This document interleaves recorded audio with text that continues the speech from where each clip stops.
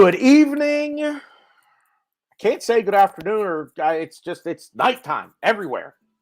And I'm getting feedback in my headphones. Oh my God, hang on. You're good. Jesus. There it is. I don't know who just did that, but that was perfect. Glenn, was that you? Yes. Oh my God, I hate it when I get that. I can hear myself on like a 3-second delay. Anyway, it has been a busy few days. Lots to talk about tonight. Stan is here. The usual suspects are with me this evening: Ryan, Stan, Glenn, and Rowan. Of course, you guys in the chat. Let's get to it.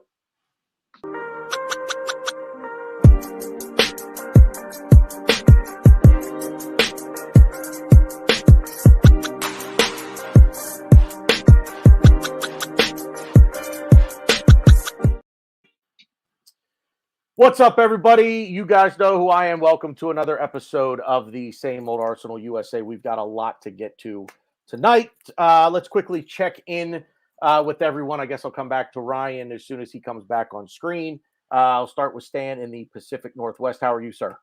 I'm good, and as I was just saying, when we were behind in the other room, and I just might as well tell everybody, the toe fungus is back, but we've got some new ingredients. I've got something called povidone iodine, so I've got like this brown toe now with this spray.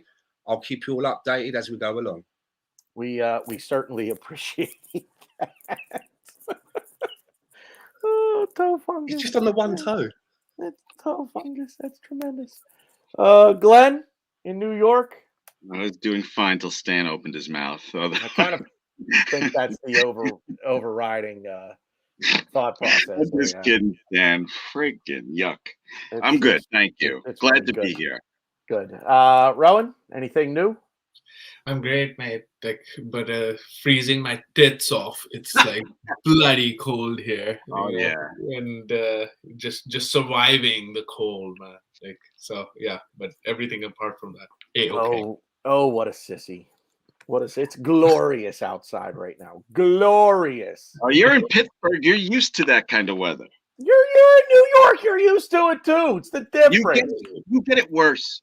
Nah. You guys have gotten it worse lately. Yeah. Weather-wise, believe me. It's been relatively mild here.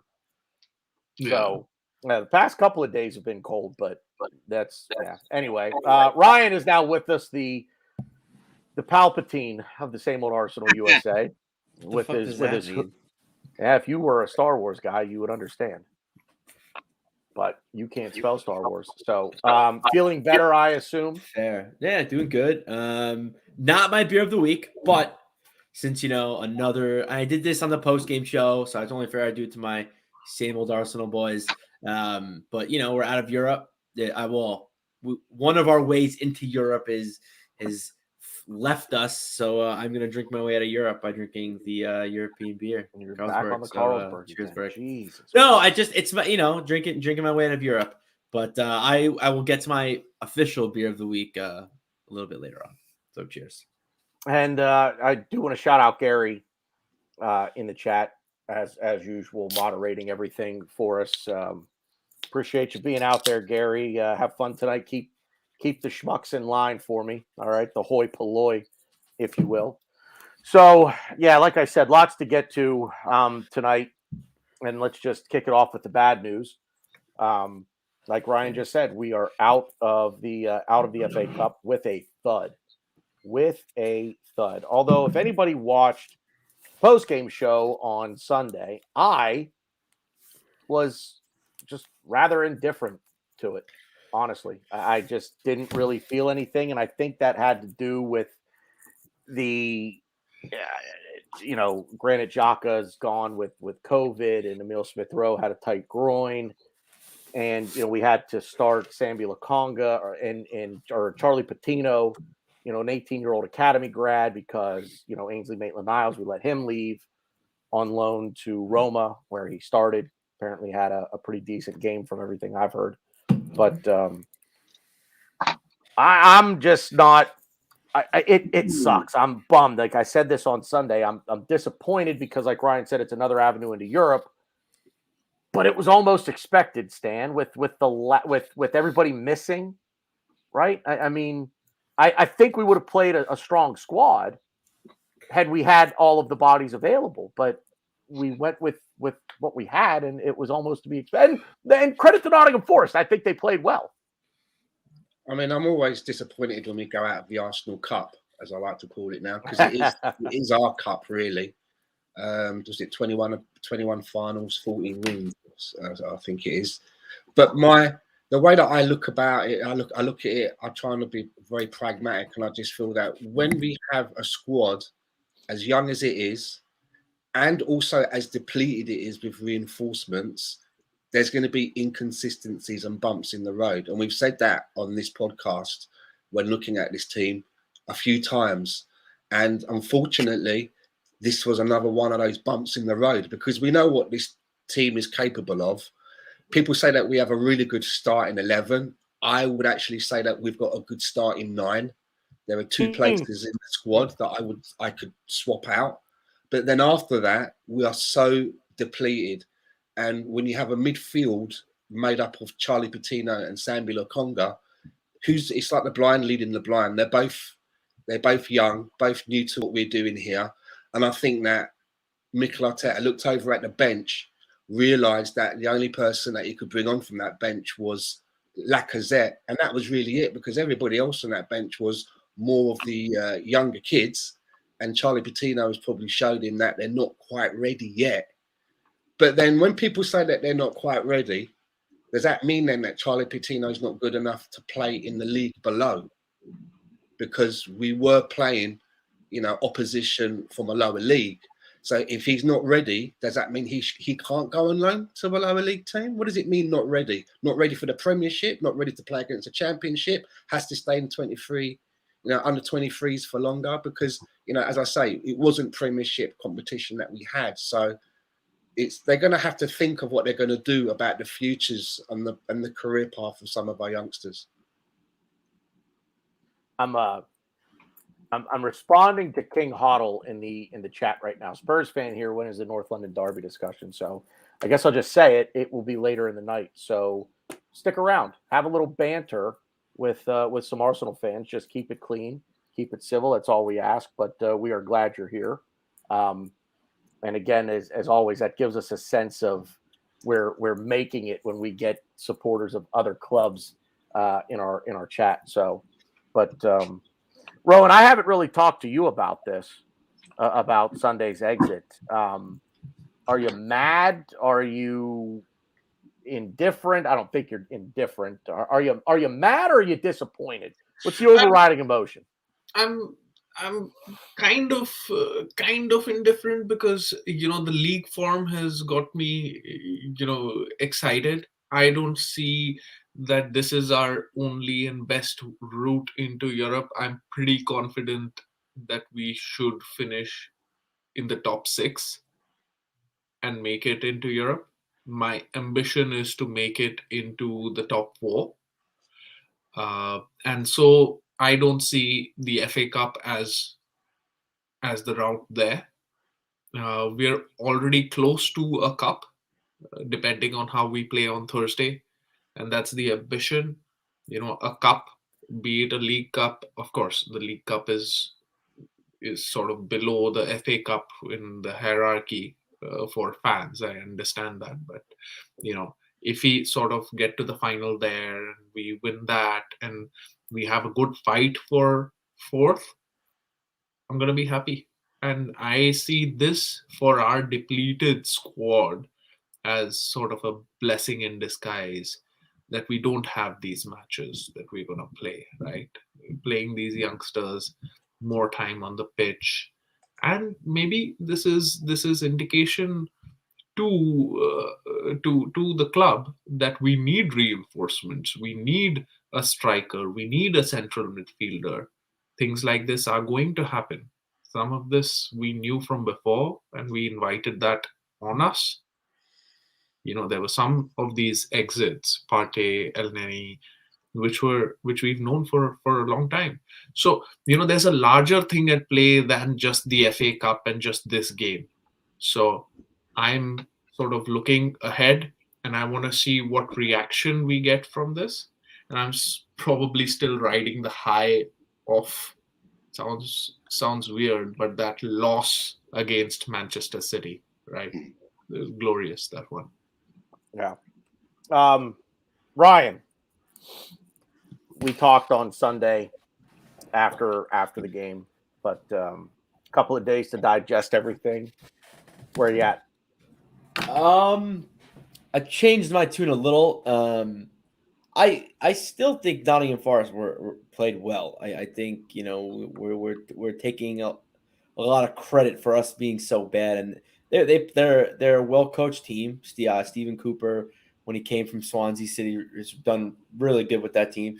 There are a lot of guys that are big, physical, tattooed. I'll be honest, especially with their two subs that came on, Graben and Cafu, and they had guys on the pitch too. They were just big mother effers, and it was intimidating watching some of them play, and to think they're a league below us. But the thing that I really thought about and kind of digested for me, that I know Glenn's not going to want to hear this, but to me it's a little worrying because because every year we're going to be in the FA Cup, every year we're going to be in the League Cup, so it's something that's going to have to be talked about is our squad rotation and our quote unquote B team, and a lot of guys on our B team were terrible.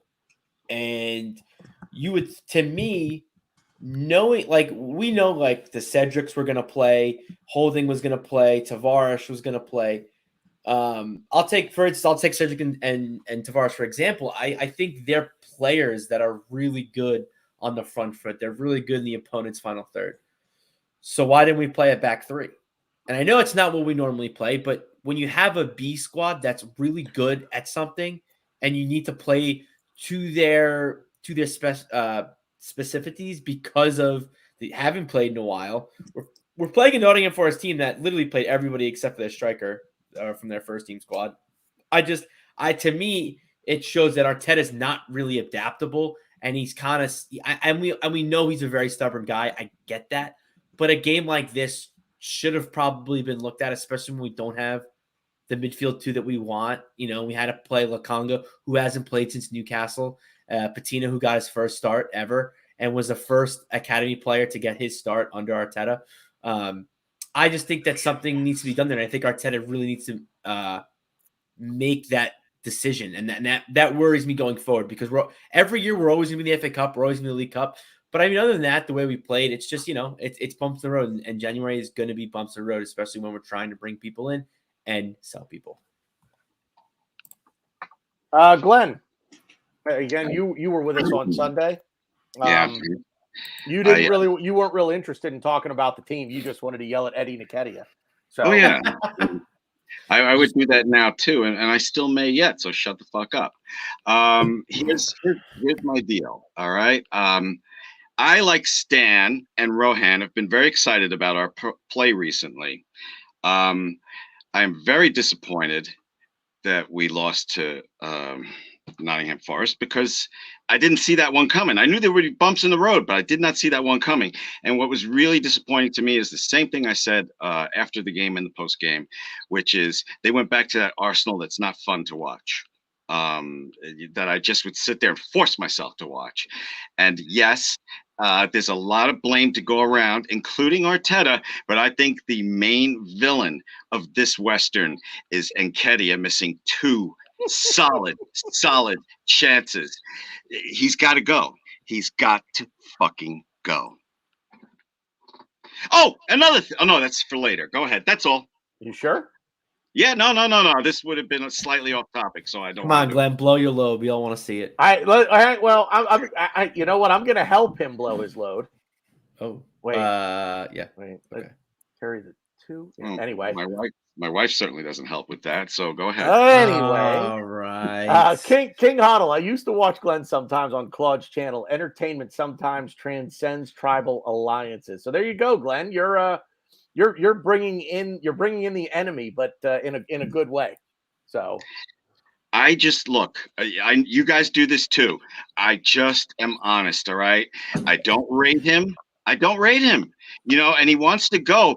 How come in Germany these guys can sign early with someone and disappear? Can't we make him disappear? Wait, And you don't another rate King Hoodie or Eddie? I'm confused. and Who are we talking? Nketiah, Oh, I'm okay, talking. okay. They're talking about King Hoodie. Can we just make him disappear?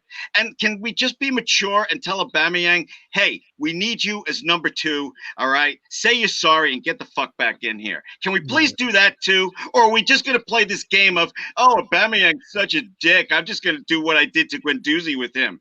We need him. Be mature. Go talk to him when he gets Here we back go. from that Africa thing. He's off and running, ladies and gents. He's off and running. When he gets back, as soon as he gets back from that cup thing, I'd say, come to my house. I'd fix him some nice lunch and talk to him man to man. Stan, you had something you wanted to say. Go ahead. Yeah, I mean, one of the controversial things that a lot of people were speaking about was Nuno Tavares getting hooked, after about half an hour. Some people say that it was bad management. Other people say that, the lad needed saving from himself. And I'm kind of in the camp that the lad did need a little bit of saving from himself. I mean, he was finding it difficult to place passes and he was finding it difficult to receive the ball.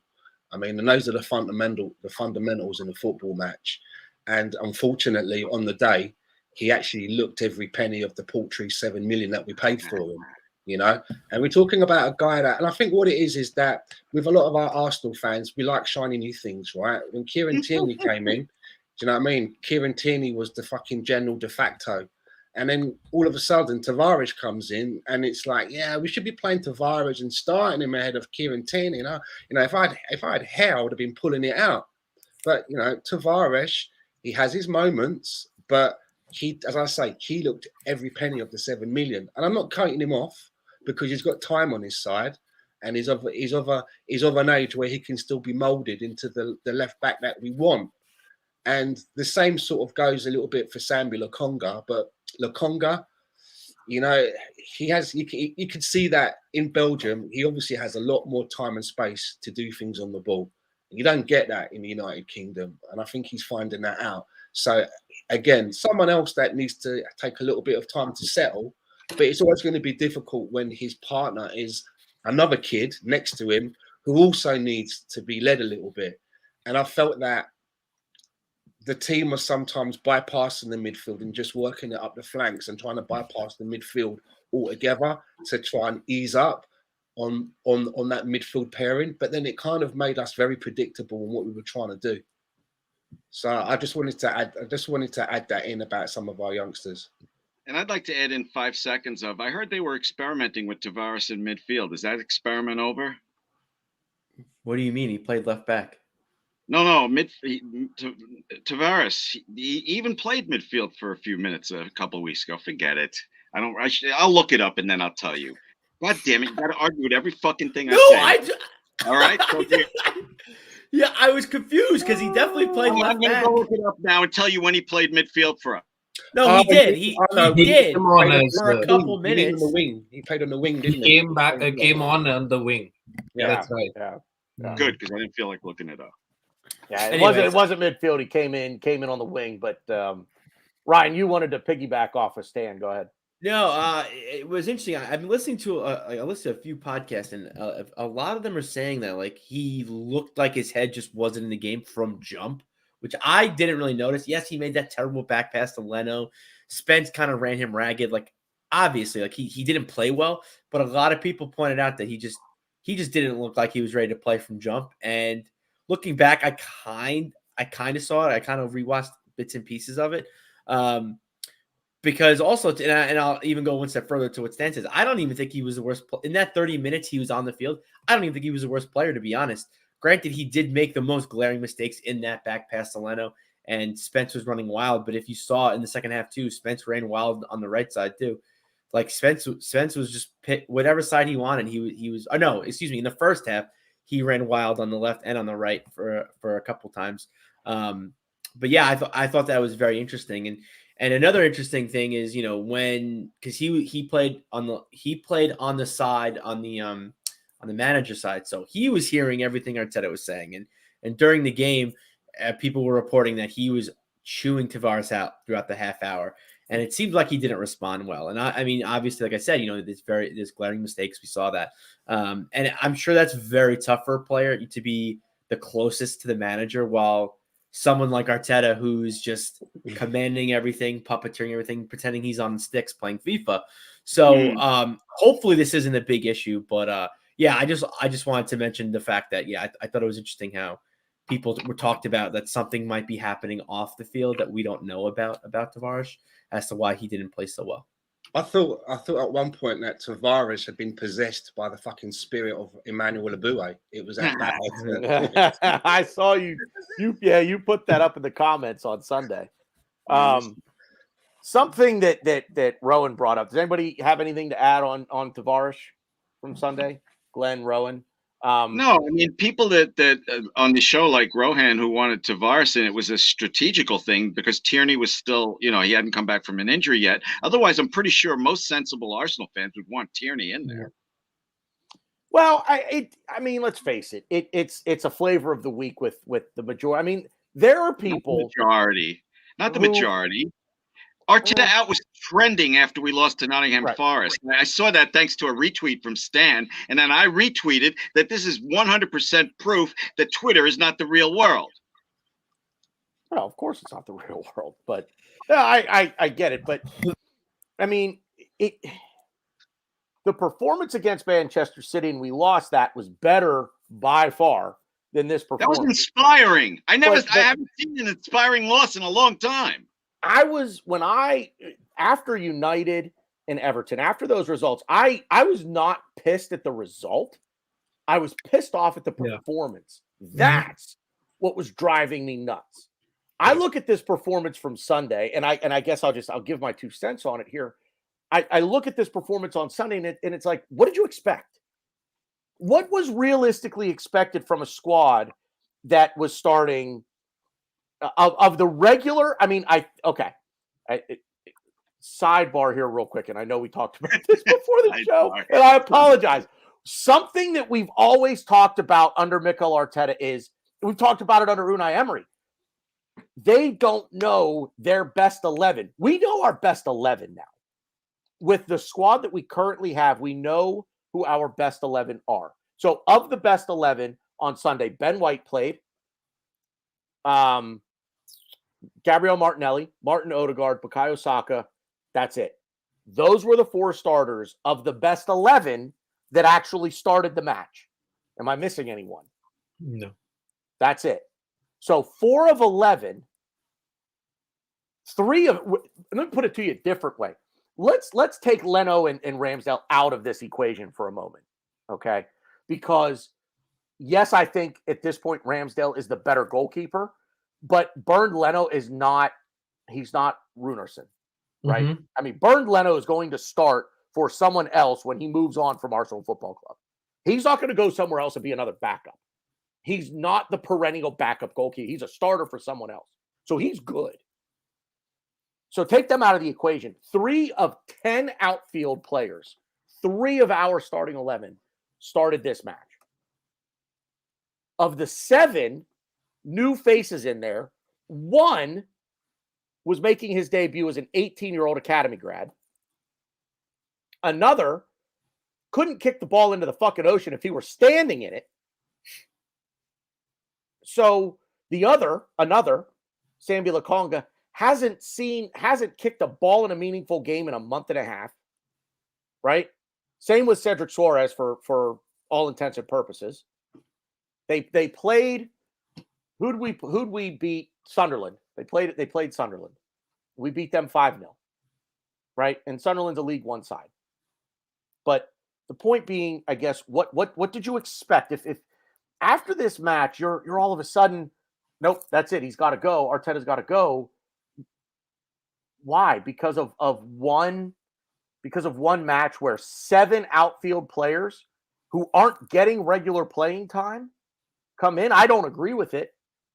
I will say that I think this, Ryan and I, you talked about this in the postgame or in the pregame. I would make as few changes as possible. Sorry, we keep getting spammed in the comment section. Oh, Gary got it already. No, it's not. It's stupid shit. It's not even that. I love it. I love it. But I welcome all spam. We've hit the big time. what we talked about in the pregame, Ryan, was I said make as few changes as possible because your Arteta's hand is already being forced with lack of options. He's already having to change the midfield completely, with the exception of Odegaard. I would have started Lacazette over Eddie. I probably would have started Tierney over Tavares. And granted, yes, Tierney came on after a half hour, but Tomiyasu, I'll say, wasn't available for selection. But I to the point that I'm trying to make is, what was the expectation that this team was going to go out and run roughshod over Nottingham Forest? That just wasn't going to happen. And that's where I think there are unrealistic expectations in this fan base. You're calling for Arteta's head, yet you just took a week before the best team in Europe, arguably the best team in Europe. You took them to the brink with 10 men. You held their feet to the fire as long as you could, and now you want him gone. But then I heard the argument Then I heard the argument. Well, Arteta wasn't there for the City match, so how much influence did he really have? And it's like, Jesus fucking Christ, you got to be kidding me with this. But so that's my 2 cents on the loss. That's why I'm not jumping off a bridge over the result. It sucks.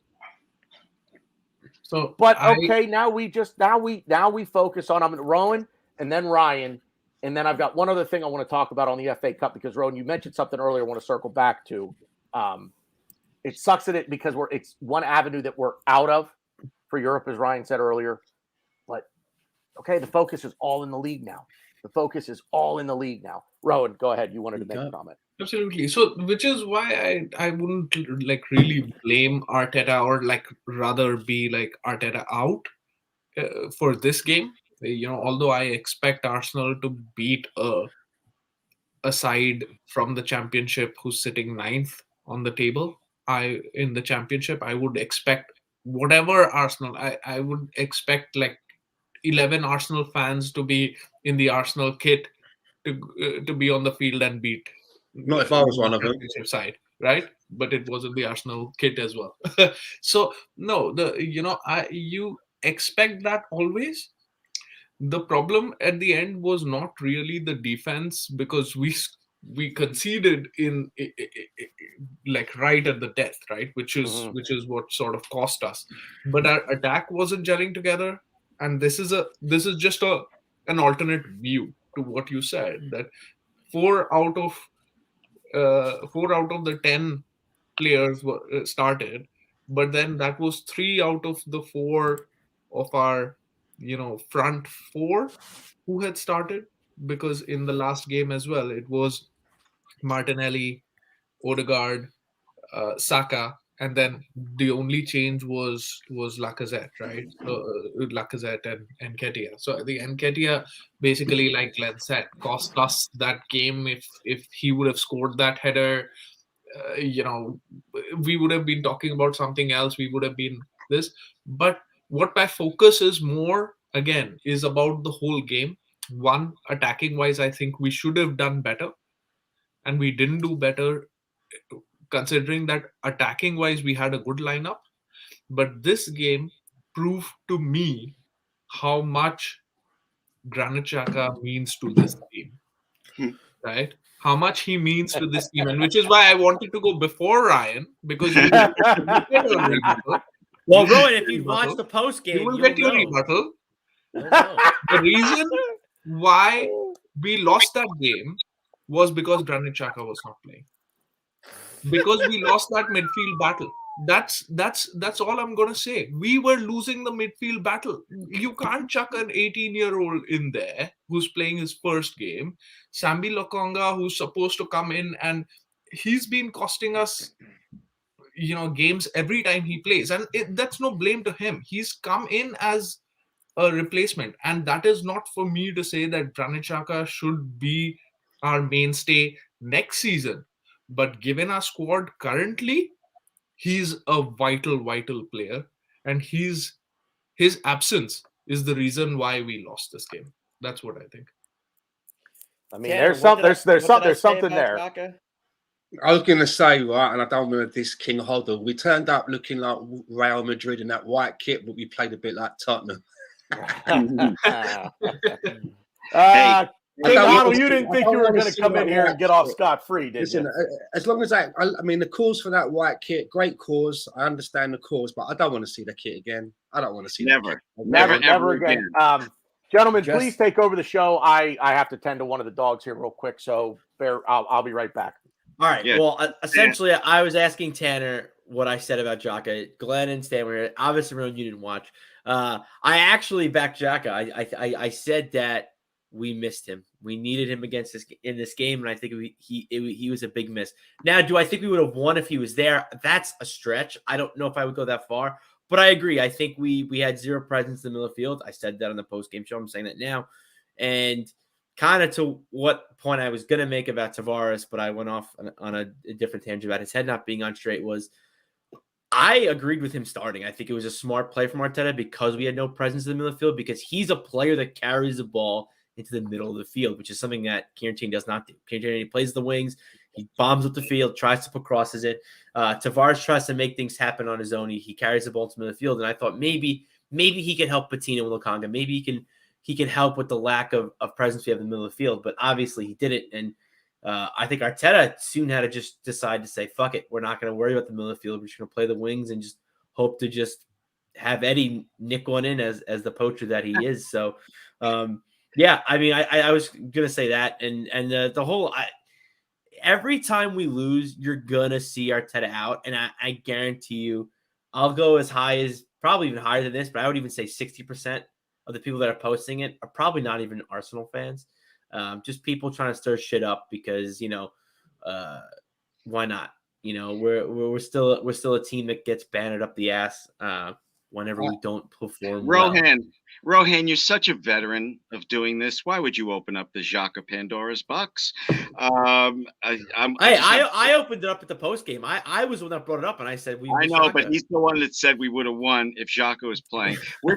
I agree with you. The team would have been stronger with Xhaka in there, but he couldn't play. So why can't I just say, oh well, we would have won if Partey didn't go to the Africa Cup? There's lots of blame to go around. The reason why is because we give him slack every week, right? Oh, and you were trying to say something positive. I respect that. You know what? I respect that. So I'll just double back on Arteta's choice of Patino or whatever the heck that kid's name is. We had Maitland-Niles. You let him go a day before the game. That didn't make sense. What are you thinking, Arteta? We could have had him in midfield. There's a couple other guys that aren't with the team right now, but we still have them. We still own them, for lack of a better word. Torreira, Guendouzi. This is all Arteta's making with the midfield. Now, I am very happy to hear Arteta, when they talk about the transfer market, not talking about this Vlahala guy with the V, but he says that we need a midfielder, and that makes me feel good.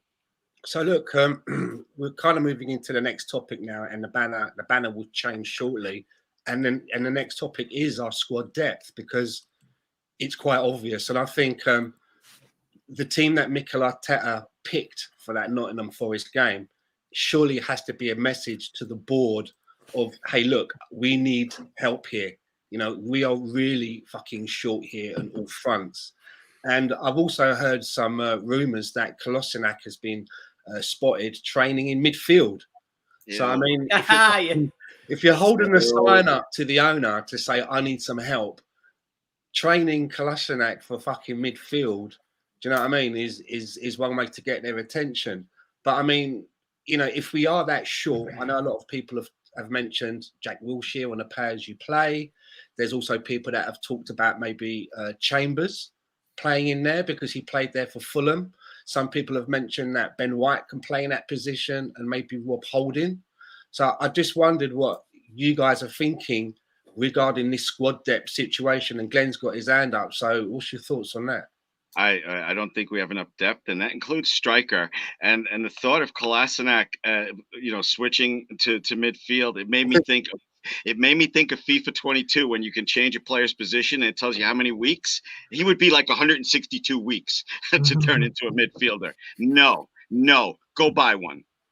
Yeah, I agree. If we need the right player, let's buy the right player rather than, where would Jack Wilshere play? I mean, surely he'd be in the same kind of role as ESR or Odegaard.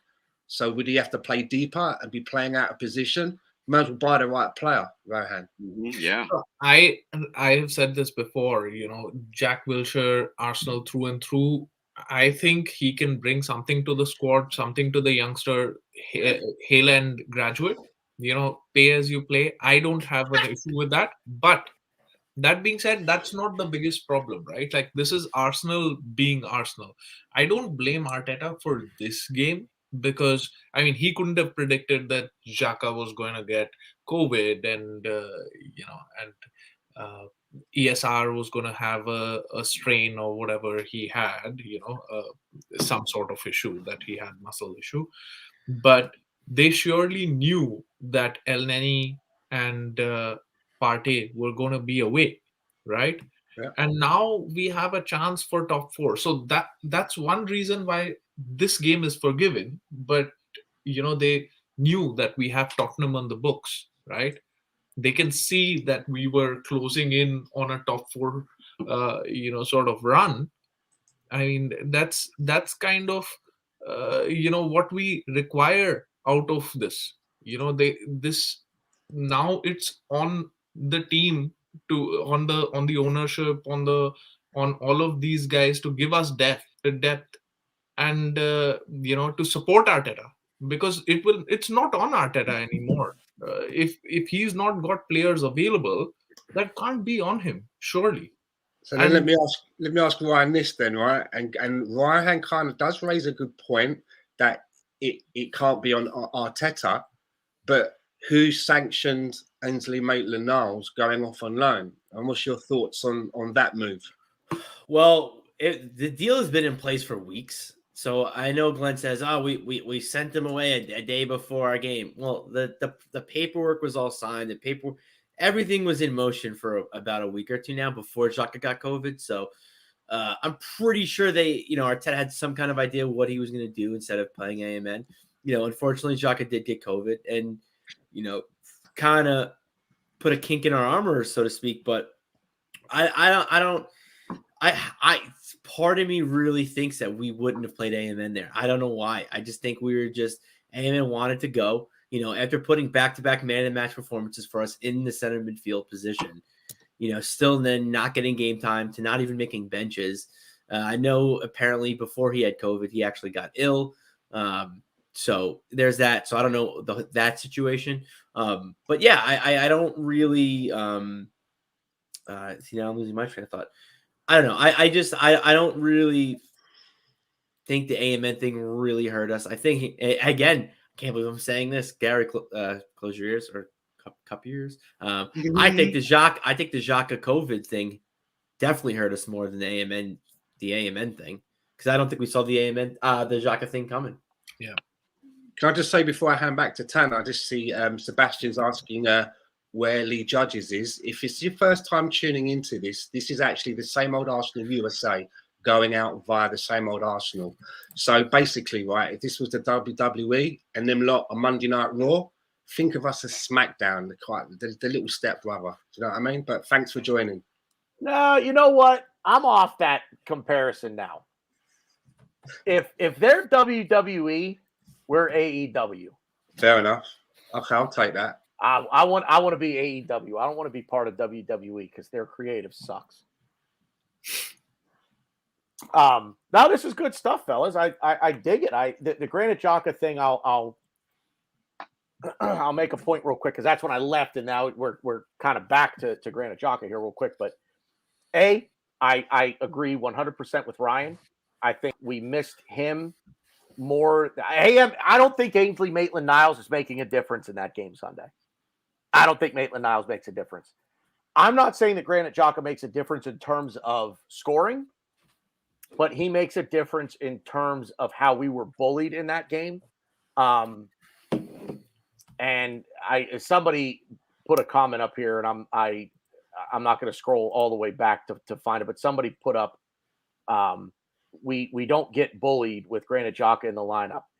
That's not 100% true in the league, but in matches like this, I'd say that's damn near 100% true. Yeah, and if we do get bullied, he gets a red card. Well, and as I was walking downstairs and I was listening to you guys talk, the thought popped into my head that it's a catch-22 with him, right? He's on a hair trigger every time he goes out there. He could have been a great leader for us on Sunday and really held everyone together. On the other hand, like Glenn just said, he could have taken a red card and we'd have been down 10 men. Then what difference would it have made? I could totally see him like just taking Spence out. Like he's like the last man. Right. Spence gets through the whole team and Xhaka just like tackles him, like rubby tackles him. Gets sent off. Runs up to him, gives him a stone cold stunner right in the middle of the court. Do you know what I mean? But look, I have to say, Stan, can I go real quick? I have to say, I completely agree. Xhaka would have made us a better team in the Nottingham Forest game, because Xhaka on the team that we want Arsenal to be is a squad player, and he would have came in as a squad player and made us better against Forest. Anybody that says Xhaka is the answer, I will say, so you think he's the answer in midfield if we're going to make a run at the top 3 teams in the Premier League? I don't see how you can say Xhaka is that man. See, for me, he's not the answer, but right now where we are and the depletion of our squad, yes. When he's out, I'm kind of like, well, beggars can't be choosers. Exactly. Obviously, I'd love to see him upgraded. I would have loved to have seen him sold to Roma when that deal was on, and we took that money and we added a little bit more and brought somebody else in. But, as much as it pains me to say it, where we are right now, when he is out, it does hurt us because he is the best of what we have, even though we could do better. And I completely agree with that. That's why I want someone to be mature and get Aubameyang back as our second striker if something happens to Lacazette. I do not want to rely on the health of Lacazette and have Nketiah behind him. I got to tell you real quick, King Hoddle, you are making a lot of good points. I mean, on an Arsenal show, being a Tottenham supporter, you are making a ton of good points. But he's right; it's amazing how a player's stock will rise when they aren't playing. It's kind of like the artist who they're lucky he's signing. Well, but it's like the artist whose preferred art form doesn't get recognized and isn't and isn't lauded for what it is when the artist is alive. But then all of a sudden they die. And somebody sees it's like, oh my God, this is the most amazing thing I've ever seen. It's like no one appreciates them when they're alive, and then post-mortem is when they get all the plaudits. And this is Granit Xhaka. He's practically on his deathbed with COVID, and now we're sitting here saying how badly we need him back. Yeah, he'll be like when Xhaka dies or we sell him, it'll be like when Tupac died. All these albums will just appear and come out from nowhere. All these albums, right. All of Granit Xhaka's yellow cards and red cards will appear out of nowhere. I just want to extend my support to the point that Glenn has made, because I was shouting this at my phone when you guys were doing your post-match show. And Glenn was cornered by all of you guys, Tanner, Ryan, and Mike. That I was calling that's the adult. I was calling him in spirit, so that's the adult way to approach things, right? Right now, you guys just are saying, or you were saying on Sunday, that Aubameyang is not coming back. And we should just leave that and move on.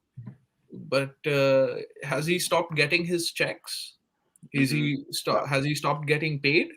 He's not stopped getting paid, right? So then we have a right to demand services. And both of these guys need to be mature enough to sort of, bury the hatchet and make a run at the top 4. If we don't sign a striker, I wish that we do, and then we don't need Aubameyang. Yeah, that's fine. But if we do What? right now, it's fine because central midfield is more important, I think, right now, because Martinelli can probably play there. Lacazette is in good form. Hopefully, Aubameyang we can turn it around. But I can see that being managed. But central midfield is a bigger issue for us, right? So that's the place that I would address first. But being an adult, I would be Arteta and not try to deal with it the Guendouzi way, but rather another way to try to see that this is my target. See, this whole project that we have going has a timeline. According to me, it has a timeline. We have 2 years to make good of what we have right now. These youngsters that we have, 23 and under. We've seen this for a long time. We've done this many times. These teams disintegrate, right? We need to be contending next year. We need to be winning the title or thereabouts the year after. If we don't do that, you will see the likes of Saka, Martinelli, all of these get picked off by the Manchester Cities and the Barcelonas, etc., etc. And that's the shelf life that we have to look at. We can only retain them if we can do something in the league, and if we can go and how can we get to that point in the league? And tying this to the depth of the squad is by making a push for the top four. If we are in the Champions League, can we buy those 2-3 players? You said that we have a starting 9, right, Stan? So then we need those 2-3 extra players who add that X factor. Next year, you won't just have a season where we finish from like 8th or 6th to 1st. You will have to finish in the top 3 sort of a situation and then go there. We've got 2 seasons to do it. And this lack of depth is going to cost us our spot, our 4th spot, which will cost us our run next year because we won't attract the players. Well, and when you don't have Europe, you have to walk a fine line of having too many players and not having enough playing time to go around for all of them, and having enough players that when something like this happens, we're not caught with our pants down. And we got caught with our pants down because here's the thing with Sunday. Again, disappointed in the result. And I'm not circling back to that. Disappointed with the result. But it was expected, and it was expected because we didn't plan for AFCON when we should have. This should have been done and dusted, if not in the summer, then the arrangements for a loan or a purchase should have been worked out between September and the end of the year. So that come January 1st, get a player in, get him registered, because even with Maitland-Niles, it's Xhaka, Maitland-Niles, Sambi Lokonga. Those are the 3 midfielders that we have. And I keep forgetting to mention Odegaard or Emile Smith-Rowe, but I don't know. Ryan, am I crazy that I don't view them as midfielders for some reason? I mean, Odegaard and ESR are midfielders. I mean, that's. I think ESR is best suited in a midfield 3. I think ESR, a thing that he's underappreciated for is he's really good at intercepting balls from the opponents. But defensively, he doesn't really do much else. So I don't really like him in a 2. But like a midfield 3 of like him, Odegaard, and Lokonga, I'm not upset. I'm actually not upset about that. Definitely something maybe we could have tried. I mean, it's a little greedy. We're not playing FIFA. But no, I agree. I mean, I definitely think and I kind of disagree with you during, we should have planned for this. Well, we made a lot of big moves. Did we spend them up? But I mean, besides, we still might have spent more than Man City, but we spent a lot of money. We brought in 6 guys that are going to make an impact, and they all relatively did. I don't think we could have really done much else. I think what hurt us was, the AMN thing's a tricky thing, so I don't really know how to handle that. Like I said, Xhaka got COVID. No one really saw it coming, and I do think in the back of Arteta's head, while he was going through, the squad rebuild and doing all this, I think he said to himself, I can play ASR and Odegaard there if I need to, but I need Ben White. I need Ramsdale. I need Lukonga. Well, Lukonga kind of plays there anyway. Right, But but yeah. isn't this when you fail to prepare, you prepare to fail? And as a manager, is not one of your jobs to, okay, what is the worst case scenario? And in this day and age, imagining the worst case scenario is not a hard thing to do. Liverpool wished it into existence and got away with it, which we'll get to in a little bit. But the worst case scenario is everybody comes down. We have a COVID outbreak, and we have nobody to. We can't field a team. Well, I mean, and you're already down El Neni. You're already down Partey. Now, I'm going to throw Pepe in there because he's gone at the same competition. Not that he plays that role at all, but we all forgot. That was so yeah, funny. right. And we all forgot. Like, holy Where's shit, Pepe? Where's where he is? Oh He's my not god. in the starting Anyway, lineup? Oh yeah, but all of the okay. We spent the money. We brought in 6 players, but we brought in 1 midfielder. One, 2. Again, Odegaard. I don't know why my mind blanks on him. But in the midfield role that we need, with what we're missing, we didn't bring that in. And we knew this was coming. We knew Thomas Partey was leaving after the first of the year. We knew El Neni was leaving after the first of the year, and we knew we were going to be short there. So again, the worst case scenario was Maitland-Niles stays, whether it be for the entire year or he just simply stays a week longer or 2 weeks longer, doesn't leave. Let's say he leaves deadline day. Okay. But the worst case scenario is, granted, Xhaka comes down with COVID. Sambi Lukonga comes down with COVID. Who's left? There's no one left. Now you're starting Charlie Patino, and can you call back Miguel Aziz fast enough? Can we recall Francis Coquelin, or is that gone? Yeah. Has that ship sailed? But so you have to look at the worst case scenario and say, okay, what's the worst thing that's going to happen? And how do we prepare for it? And the thing that upsets me more than losing and being knocked out of the FA Cup is not preparing for the worst case scenario, and it damn near hit us. And because of a lack of preparation, it knocked us out of a competition. And what do you mean? Lack of preparation and getting the team deep. Okay. Yes. Okay. One player could have made the difference. You can't prepare for Xhaka. You can't prepare Xhaka getting COVID again. Again. This isn't his first time with COVID. He just had COVID. What? The last international break or 2 international breaks? I don't want to debate the COVID thing with you, but yeah, it's happening. But all right, put it this way, and this kind of goes into the way I feel about how we need a striker more than we need a center mid. And I know that's a debate that's constantly going on, and I still think we need a striker because this is kind of how I stand. If we don't, we need a striker I think long term, we need a striker. For January, we need a center mid. Now, what do you care more about, the long term, or do you care about Do you care about Nottingham Forest? What? Stan, I was laughing at Stan. I'm sorry. Finish your thought. Do you care about Nottingham Forest? Which, I mean, even with without Xhaka, I think we still kind of should have played better and maybe even won. 2 games against Liverpool in the Carabao Cup, Scum and Burnley.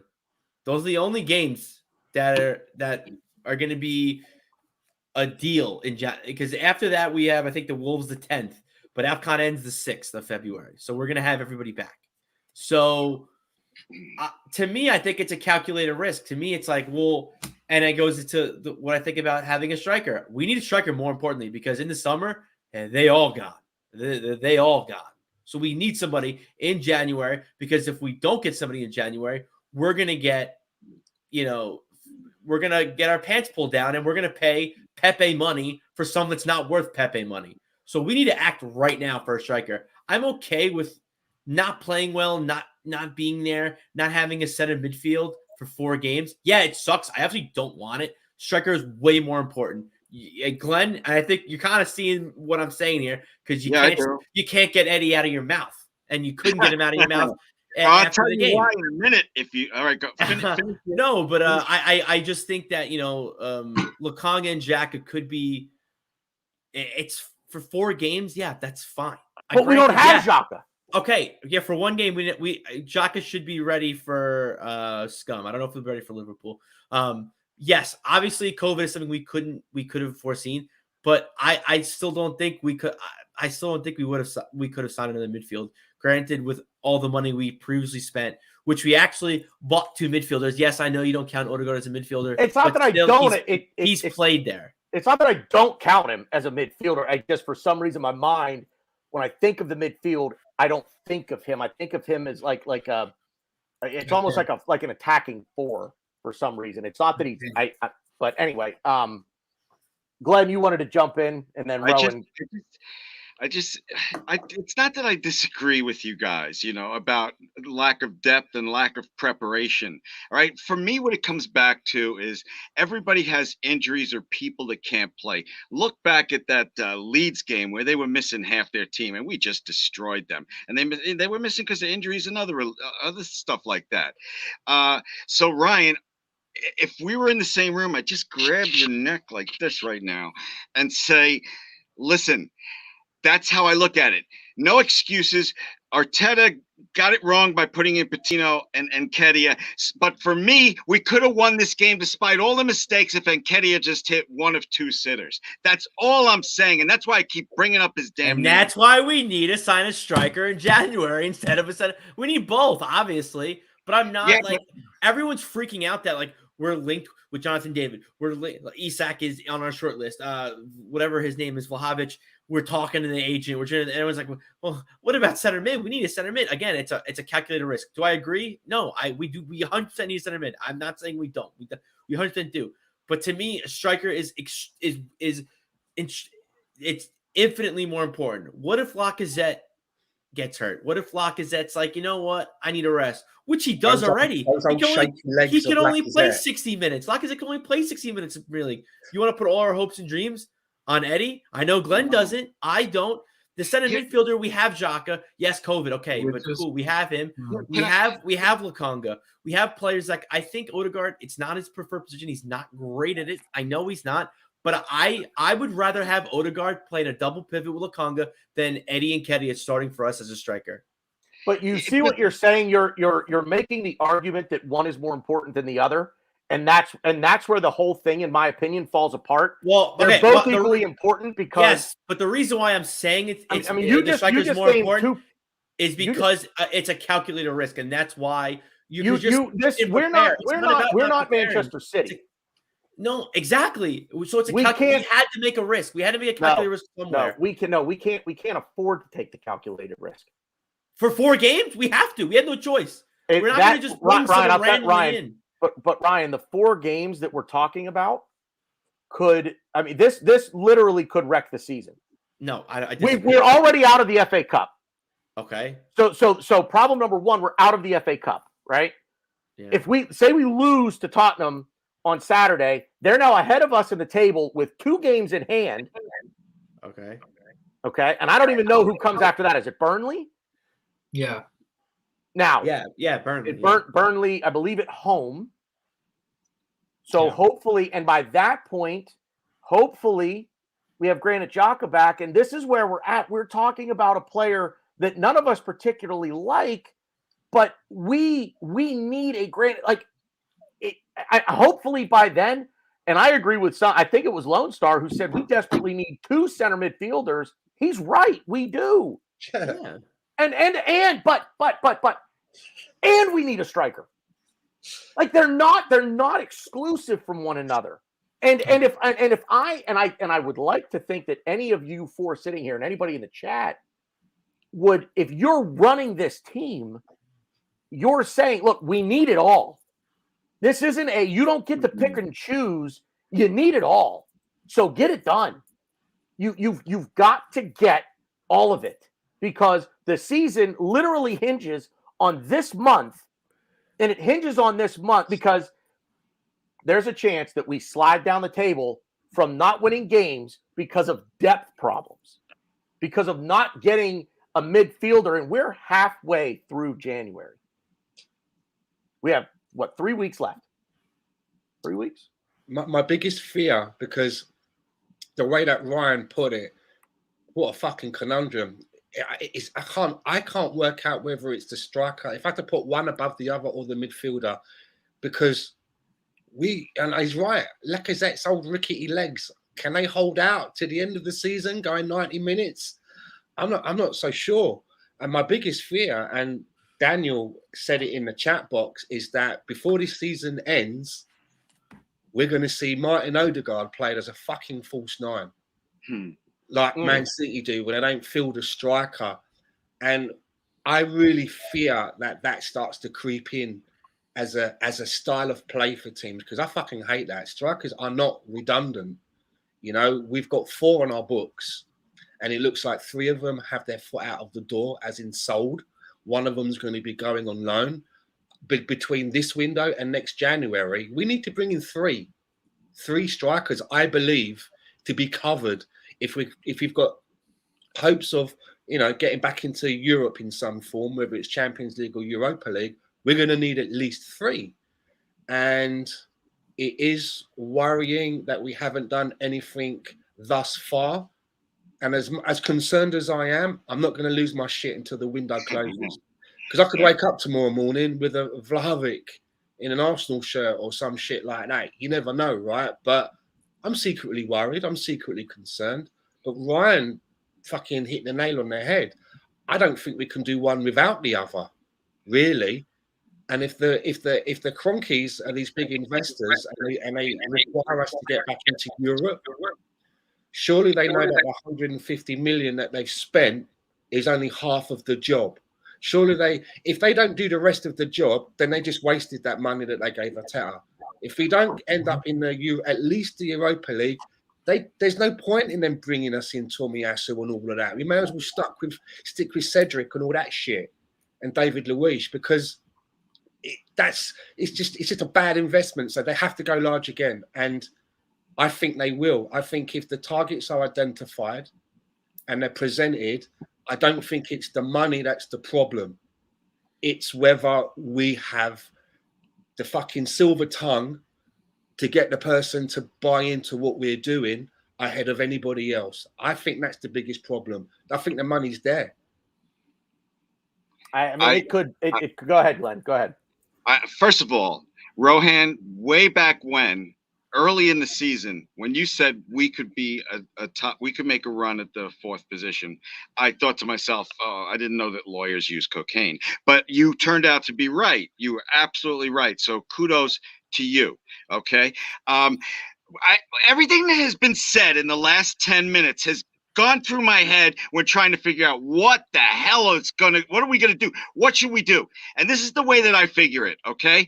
We have to look at it this way. We can make a top 4 run, all right? What's Arsenal's transfer history in the winter? Shit, okay? If we get one guy, we'll be lucky. So I think to myself, okay, we got to shore up everything, use our resources, because we have enough ammunition to make a top 4 run. And that includes Xhaka, yes, that includes Xhaka. But we have Aubameyang. I'd rather have him as our choice if Lacazette goes down than Nketiah, okay? So my first deal, if I was running the shit, was talking to Aubameyang. I know I said this earlier, but I'm going to keep saying it till I'm blue in the face. We can make a top 4 run. Not time to worry about the summer right now. Not time to worry about who's signed up until the end of this season. We want 4th place at least.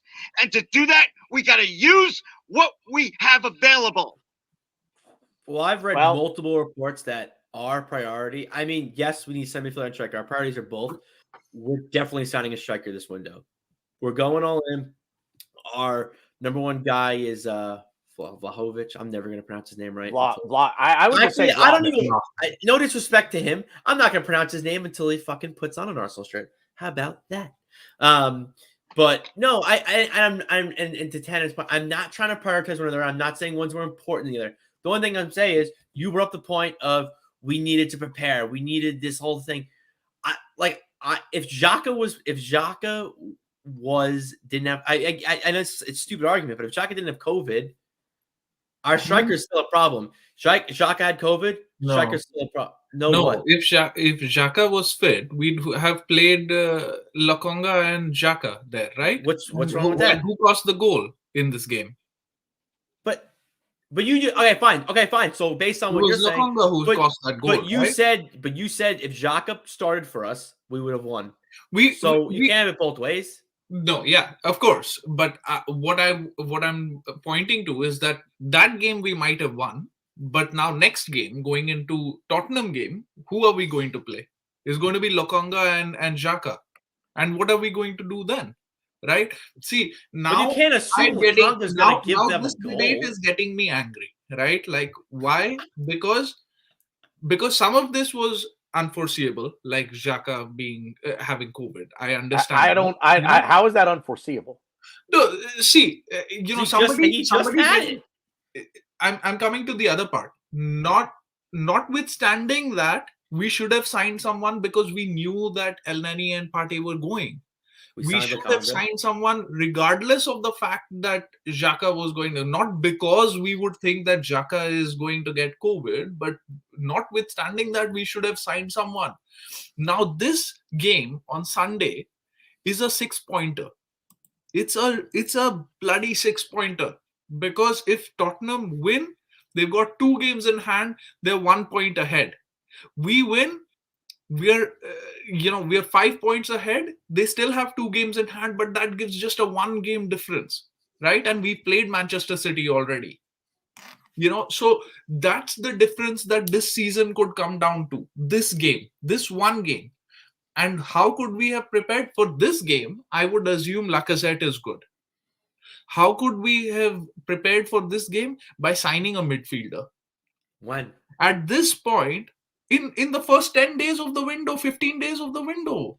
You can't just snap your fingers and a midfielder is going to show up in Arsenal. How did Roma just sign AMN? How is Balogun just going to because he's been in talks to leave the club since exactly. So why are we not in talks? We signed Lokonga. You're acting like we haven't signed anybody. We signed the midfielder. We signed Lokonga. Why are we not in talks for the past 2 months? We knew that El Nani and Partey were going, right? That is the important position. How do you know we're not in talks for midfielders? This is a never-ending debate. That at least we have acknowledged that there are 2 positions that we need to fill. Central midfield, striker. If I had it my way, we would get both. For me, I would think that central midfield is more important. You feel that striker is more important, and I agree with that. That's just 2 ways to look at the same, try to get the same objective. But what I'm trying to say is that this situation, this 6-pointer that we are in, if we lose that, and then we go down a downward spiral, it's not on Arteta. It's not on this team. It's not on the youngsters. It's on the board again. It's on Edu. They knew this for months. Why were there not talks happening for months when we had to get someone? You're assuming. We could be talking to midfielders. We just don't hear. We just don't know about it. I think are we not getting them in? All right. At the end of the day, I think what we can agree on is this. The biggest problem isn't identifying one position or the other. Which is more important? We have to get that done first, because we talked about this over the summer, right? Where was goalkeeper really that important a position to sign a new goalkeeper when we had burned Leno, but we could get the deal done, so we got it done, right? Ben White as a center back, now it's being proven that investment is going to come good. But what we said was, did we need the center back? Was the center back the first position that we needed to sign in the summer? The answer is no. But it was a position. It was a position, but it wasn't the position. But that was the first one that we got done. Why? Because we could. You don't say, well, wait, I need to get this done before I do this. If I can do both, and this is the one that comes along first, I'm going to do B before I do A. Because I need both. I'm going to do both. If B is done first, so be it. If that makes sense. So what I'm getting at with this is timing. It all comes down to timing. I think we knew, when I say we, I'm referring to Edu, Arteta, and the powers that be. I think they knew that they were going to go after a center midfielder or 2 and a striker in this window. The problem is the timing. In 3 days, we will be halfway through this month. And let's face it, we always hear that, oh, they need time to bed in. They need time for this. They're not ready yet, right? We hear this all the time, Stan, right? Because you're the big proponent of why does he need to? It's kicking a fucking ball, fellas. At the end of the day, it's kicking a fucking ball. And I always say it's all Gabriel. He wasn't supposed to play in the first match that he did play, but had to push him in at the last minute, scored in his debut. Right. If you can kick the ball in France, you can kick the ball in England. If you can kick the ball in Germany, you can probably kick the ball in Italy. Yeah, it'll take some time to get you used to the way the game is played in the different countries, but you ain't going to get used to playing it in England if you don't play the fucking game in England, right? I should get you to talk to my friend Nicholas Pepe. I think he'd be. Well, I mean, some guy. Yeah, I mean, no, I'm oversimplifying, obviously, but here's the thing, though, right? Right, go ahead. I hear what you're saying, but then when you read things like one of the targets that we've been linked with, I don't know how solidly, but I know exactly what you're going to. Bruno Guimaraes. Mm-hmm. When you read that he's now going to be going on a 2-year loan with, I think, an option or an obligation to buy after 2 years to another team in the French league, you think to yourself, how are we not all over that? How did we not find out that a deal was like that, was available to get in there ahead of them? Or when you hear of that deal, why don't you go in and gazump it? And I know Arsenal don't sort of like have this appearance that they don't want to, gazump another deal, but I don't get that. The nice guy always comes second. The nice guy don't get the girl. If there's a deal going on, it doesn't hurt for us to go in and say, well, here's what we could offer. We'd offer you a 1-year loan with an obligation to buy or an option to buy or something. And I don't mean to jump in on you and step on your toes, but how perfect is that for the way that Arsenal try to do their business? Exactly. Bring him in on loan and then buy him. And it's now I heard this. I haven't heard the 2-year loan thing that you're hearing. I haven't seen that. I haven't heard any of this. That's why I'm like. Well, what I saw with Guimaraes is, now here's the thing: Guimaraes, Danilo, and now Gini Wijnaldum. Those are the three. That's the 3-headed midfield monster that we're supposedly after. The Guimaraes thing makes the most sense, especially if Lyon is willing to let him go on loan. On loan for a year. If it's 2 years, fucking Christ. Give them a $5 million loan. Give them a $2.5 million loan fee this year, $2.5 million loan fee next year, and buy them with an obligation to buy them for $38 million and spread it out over 4 years. Because I've heard that they're willing to accept a 2-year loan offer for them. It's a no-brainer. It's like fucking going down to DFS and buying a sofa on HP, and those people tuning in from England know exactly what I'm talking about there. Mm-hmm. As far as all this goes, God bless you guys that you can read the papers. I know nobody reads papers anymore, but you know what I'm saying. And believe any of these articles. For me, Arteta and Edu have earned a little bit of confidence from me, because I remember the last day of the transfer window, and the last choice was Tomiyasu, and I heard that's it, Arsenal's done, and I'm like, what the F? We don't need a right back, which you guys, by the way, all said in previous shows we could use a new right back, and I didn't think we needed a goalkeeper. I didn't think we needed Ben White. They've earned some respect for me. They did that all in one transfer window. So I'm slightly confident that they will do the right thing. I mean, the only thing I'll say is this. It's just, I trust that who they bring in will be the right. I mean, they've earned that from me. In terms of the player that they bring in, I think they'll get that right. They haven't gotten the timing right for me. Yeah. And the right player. The player that we're hearing the most about, and especially today, I really saw a lot of this before we were coming on, updating Twitter and scrolling through the different newspaper sites and whatnot that I peruse at this time of year, is the Serbian wonder kid from Fiorentina's Dusan Vlahovic. That's how I'm going to choose to say it. I'm going to choose to say Vlahovic. And I'm going to say it just like that because it's fun. You should try it on your own at home. Vlahovic. But Stan, you've done some research on this 21-year-old kid. So Lay it on me. Yeah, I'm.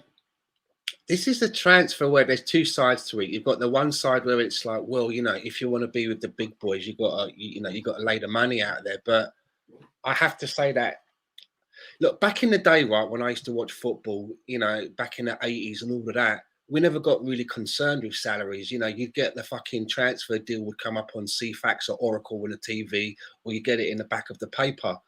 But we do live in a world now because of social media where you have people like Swiss Ramble. It's all part of it now. We know every part of the deal. We know what the goal bonuses are. We know what they're getting paid and that. So it's now become part of it. It was something that we never used to really get wrapped up in. But, the reports are that he's looking at 300 bags a week. So that's like 150 in his pocket after tax. You're talking 300 before tax. So it's 150 in his pocket, with bonuses and stuff. And he's a young kid at 21 years old who's earning 25 bags at the minute. It's a hell of a jump, hell of a something for a young person to be all of a sudden finding yourself in. And it just seems to me that with the money that they're talking about for the agent, which has been reported about 15 million, it starts to open up a lot of doors if Arsenal was seen to be doing business in that kind of an area where we're paying those kind of exorbitant, agents' fees. And I also think that it would cause a lot of disharmony in the dressing room, when it comes to other contracts that are going to need to be renewed.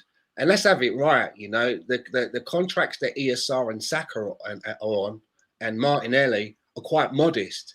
It's the next one that's going to be the big one.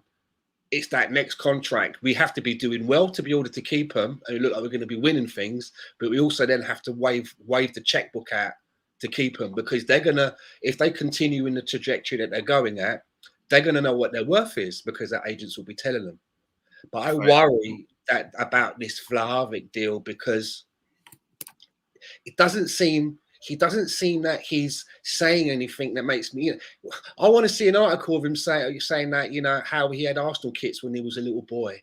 And how I want to, even if it's bullshit, just fucking say it. But I'm not hearing. I'm not hearing any of that.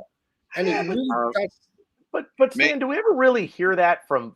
I mean, yes, we do here and there, but those players they're the exception, not the rule. You very rarely hear that a player is joining a team that was his boyhood club. You just don't really hear that very often, right? But here's what I'm thinking. So I'm telling you that I'm a little bit uneasy about it. But I'm one of these guys that, I'm not one of these guys that works in a company and says, oh, your ideas are shit. I try to bring in a solution, right? So I've got a couple of ideas of where we could actually go, because I do believe that between this window and next January, we could be looking at having to bring in 3 strikers, okay? Now, you all know that I've been, and we talked about this on the last show, that I would love to bring in Raul Jimenez. He's on around about 40 grand a week at Wolves. He's on the same amount of money as Eddie Nketiah, right? That's how you think about these things. Eddie Nketiah gets paid £2.3 million a year from Arsenal, right? A lot of dough, right? Someone like Jimenez coming in, but the one that I like the look of, right, is this guy from Benfica. He's from Uruguay. He's 22 years of age. He's going to be 23 in June. And his name is Darwin Nunes. And it's someone that somebody put on my radar a couple of weeks ago. And just to give you his stats, right? So far this season, he's played 14 matches and he's scored 13 goals. And he's got 2 assists. And I think that somebody like that, it's a similar age to somebody as a Dusan Vlahovic. His stats look pretty good, could be gettable. And if you was to tie that in with, say, a Jimenez, this guy, and then you go out and you get a Jonathan David as well, who so far this season has got 19 games under his belt with 12 goals. I think that he's 21 years of age. You've got a good spread there. You've got a Jimenez who's already playing in the Premier League and knows the ins and outs of it on a 3-year contract, perhaps, when you know that you're maybe looking to start making the wheels of him to move on after 1.5 years to try and get a little bit back. and you've got somebody like this Darwin Nunes and Jonathan David, who will have time to settle in, and they look like that they know where where the net is. So I'm trying to think of solutions, because I think that as I got really hyped with Pepe coming in. I don't even know nothing about him. But everyone was like, Stan, have you heard? I'm like, heard what? We're signing Nicolas Pepe for 72 million. I'm like, who? They're like, but 72 million. I'm like, but you must be fucking brilliant. Hasn't worked out like that. So I try to be a little bit more cautious now. And I am quite worried that this is a cash grab. That we could be, there's no guarantees that this kid's going to hit the ground running, as good as his stats are. And we could be saddled with someone who, I'll tell you something else I don't like what I'm hearing. You know, he wants the Champions League Europe. Well, if you rate yourself, mate, come now, help us get there. Prove your worth. You could be the star man. Totally agree. Yeah, with man, that. that kind of Project. I want to come to Arsenal and I want to get. I'm not hearing that. I'm not feeling any of that. So that's where I am on this striker situation and the Dusan Vlahovic situation. Yeah, I'm Go ahead, not Vlad. even. What do you? I keep thinking Vlasic, which is a pickle. What's his name? Vlahovic. Is he out of contract at the end of this season? Because I he's heard- No, 18 months. 2024. All right, so I'll play along with this, okay? I saw that his price tag is 80 million. You guys want to spend that on an unproven product?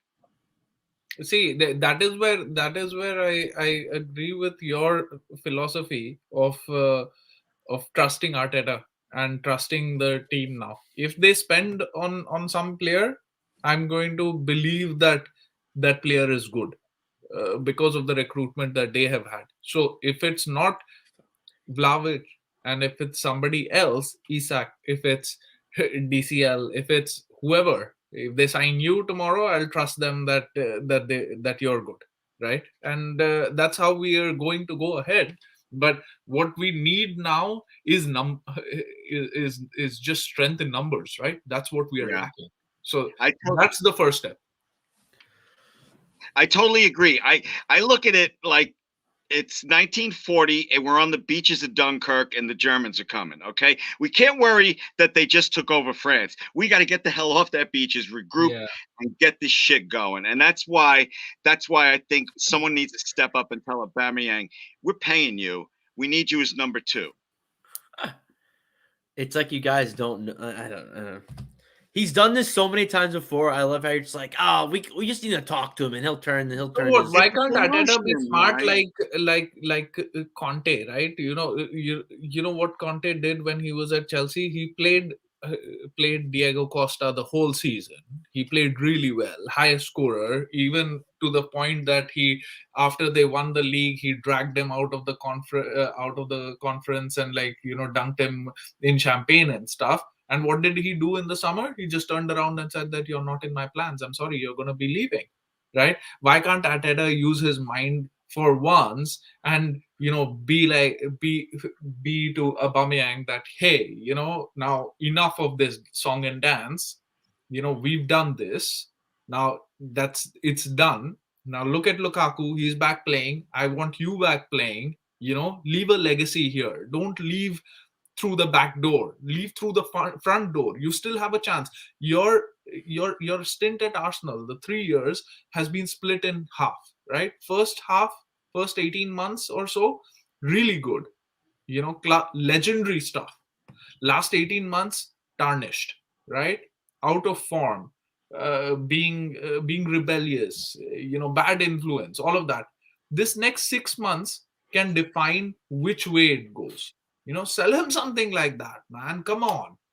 That Diego Costa thing is really interesting. A small problem. Aubameyang's not playing well. And he's not going to play well. It's just in his DNA. He goes, he's happy with the team. He makes friends. He becomes a cool kid in school. He's real popular. Everyone likes him. And he just, whatever it is, I don't want to say spoiled brat. It's definitely not to that level. But he just gets unhappy and he just throws his toys out. And that's it. He's done it. He did it at the end. He did it at Dortmund. Why is it going to be different here? And I get what you're saying. Like, oh, we'll just talking to it. It's just it's the personality it's the type of flair he has. if Arteta, if the board, no one's gonna talk to him and just persuade him otherwise. I hope I'm wrong. I hope Arteta does sit him down. He goes, you know what? Yeah, I'm gonna leave a legacy here. I'm gonna help the team get to Champions League, set us up for success, do all I gotta do, and leave out on a high. And then he comes back and he plays well. I hope he does. So Not you're saying that for happening. the next 5 months, Aubameyang is not even good enough to be number 2 behind Lacazette. No, he is. He doesn't want to be number 2. Is what I'm saying. I'd rather take not playing. It's better than not playing, Ryan.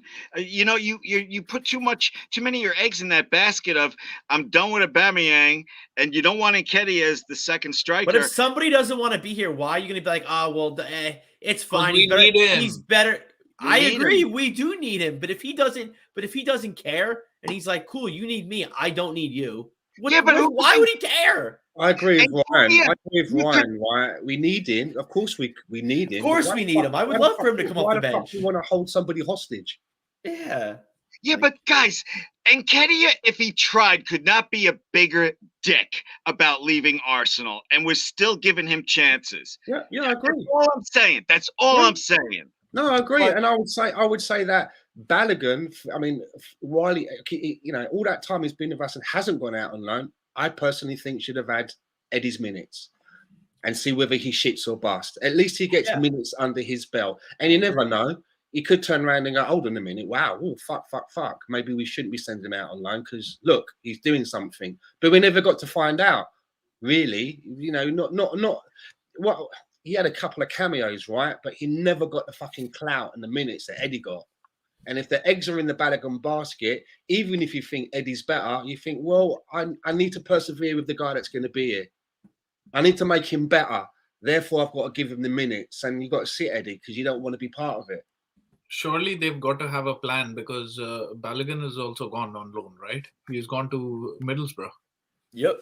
So he's off too. So they've got to have some sort of plan for Lacazette and or you think that we're gonna sign the pickle guy. Is going to be the answer.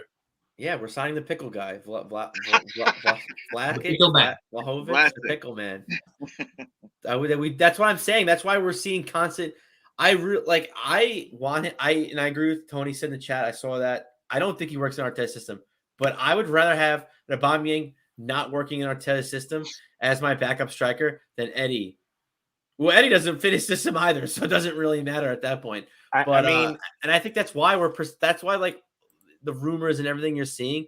That's why striker, Jonathan David, Vlahovic. We're just constantly linked with strikers, and hopefully the center midfielders come through because we have been linked with center midfielders, Danilo, Kamarish, and another one too. I forgot. Gini Wijnaldum. Wijnaldum. I don't think Wijnaldum's. I think Wijnaldum's. He wants to leave. I'll tell you, he's not playing at Paris. Yeah, I heard he wants to win his job back. I don't know. Artur is another one that we linked with, right? Artur from Juve is another I just saw that one today. That's it. Yeah, I have his stats up. Yeah. I was like, I knew. And isn't there another kid called Danilo from Brazil? Yeah, Danilo. Yeah, he's interesting. The thing with Aubameyang is just the horse is dead, but I'm gonna beat it just a little bit more and take my anger out on it, I guess. But he's not playing well. I don't understand is Gabriel. Okay, let me ask you this question, and this goes for any of you guys, Glenn, mostly Lone Star in the chat. Are you going to put Aubameyang back in on the left wing in place of Gabriel Martinelli?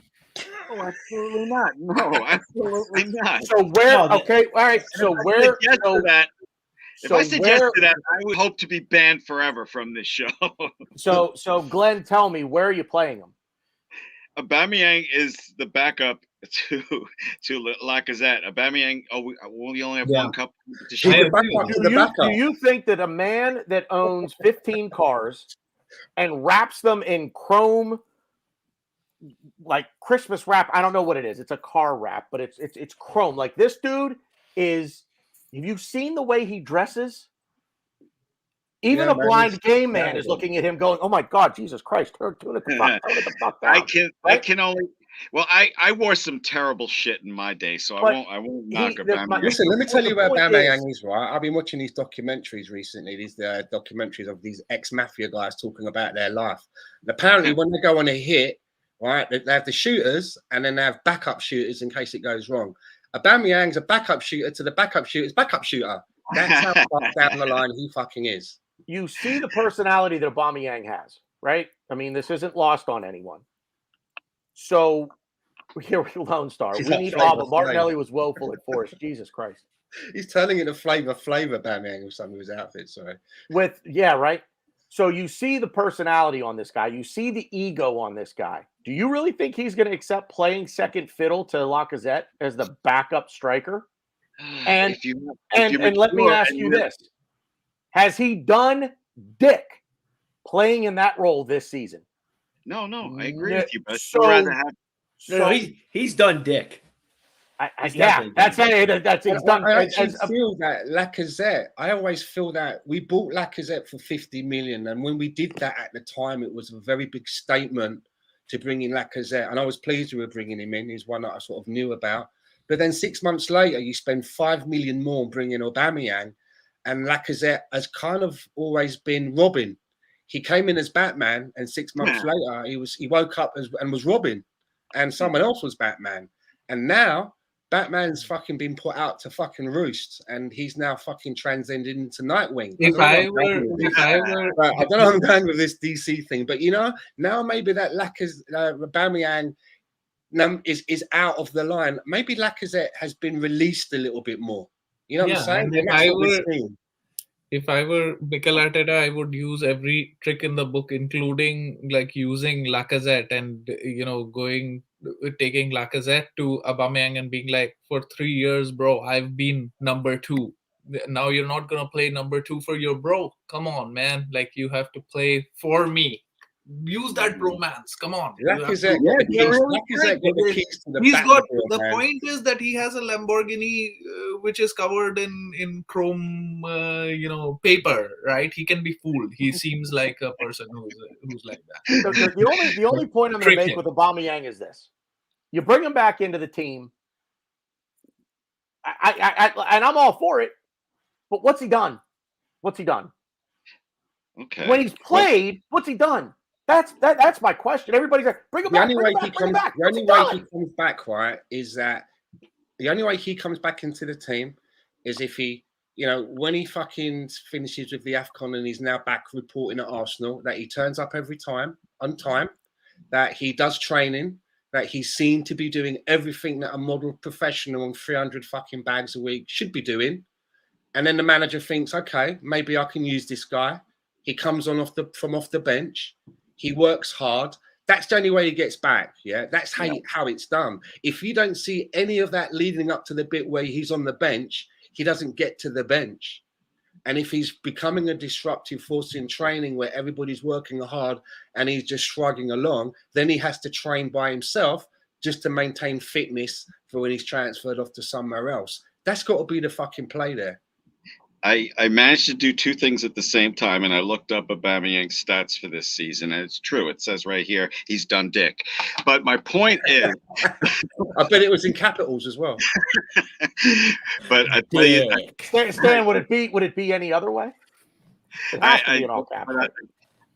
All I'm talking about is using the ammunition we have. Aubameyang's 32 years old. If he has any ounce of a brain, he'll realize this is his best chance to play right now.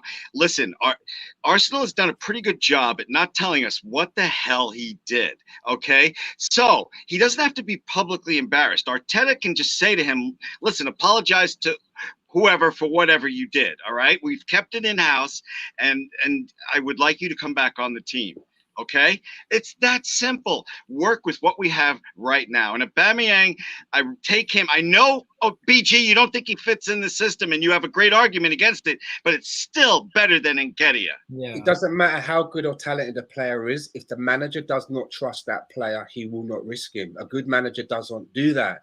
And I just think that for whatever it is, like you say, Glenn, that he's obviously done some shit behind the scenes. Mm-hmm. But however he's responding to the punishments and the chats and the disciplining, he's not earning the trust. Therefore, he ain't playing.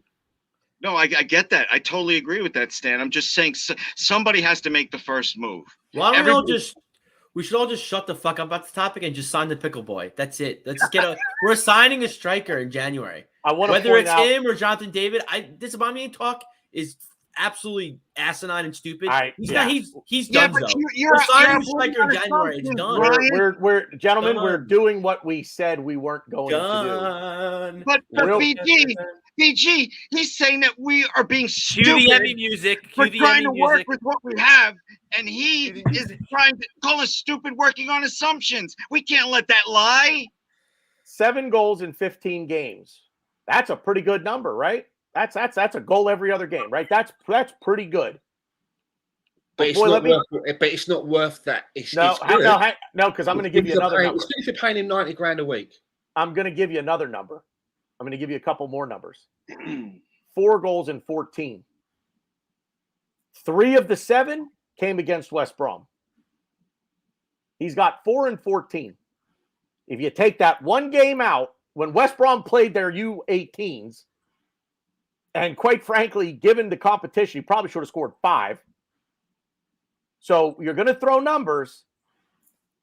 Look all the way into those numbers because you take one game out of that equation, and now you're looking at 4 and 14. That's not real good. That's less than a goal every 3 games. I'll give you another number that isn't good. We've only had one of our strikers score in an away game, one away game this season. We've had goals in away games, but only one of our strikers, and that was Lacazette scoring a penalty at Norwich. That's not good. You guys all made good points on the Aubameyang thing, and this was a topic that we didn't plan on this one at all. You guys all make good points, and I'm gonna have the final word on this with yes, it's. Oh, nice! Now, you know what you should be playing in the background is a Benny Hill theme. You know, Bam! Anyway, turn it off.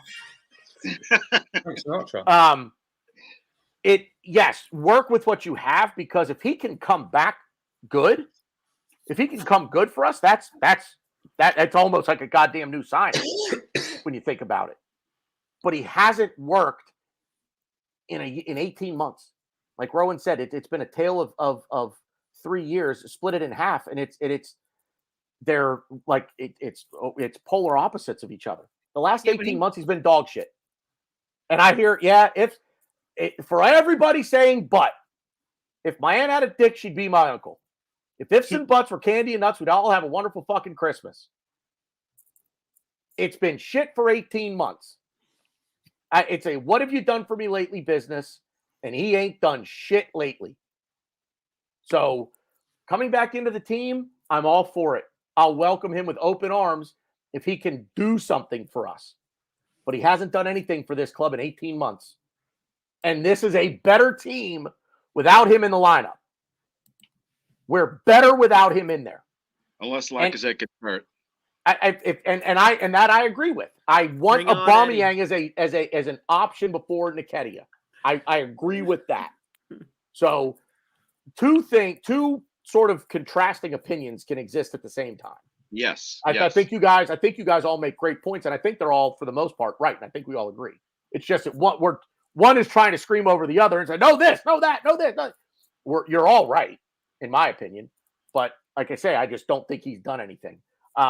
We need to move on because we are starting to run short on time. We need to make it quick. So we're going to talk about Liverpool. I wanted to get into the... Oh, no. What? No. Go ahead. Well, Glenn doesn't know this, but Rohan posted something funny in our group. I just think it's the funniest thing. It's okay, Tanner. Tanner, go. It's very funny. I missed it. Anyway. Go. So Liverpool on Thursday. We've got 2 legs. I'm really not worried about the first leg, to be honest with you. We're away, right? In the first leg? We're away. And you know what? Just stay within a goal. My thought on Thursday is just keep it within a goal. You come out of there, you're a goal down. We should feel pretty good coming home for the second leg. So, excuse me.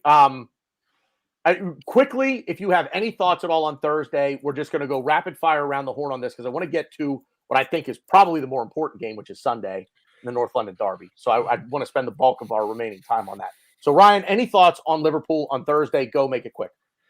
I just hope that they don't play a strong squad. I hope we could play our B squad, and I know this is not going to happen, but like I said earlier in the show, I hope we could just adapt to the players we have. We could adapt to Cedric, adapt to Tavares. We have a lot of players in our lineup that could do good things if we play to their strengths.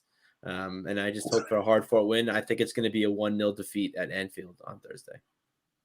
Stan? These nuts. Yeah, I just seen that.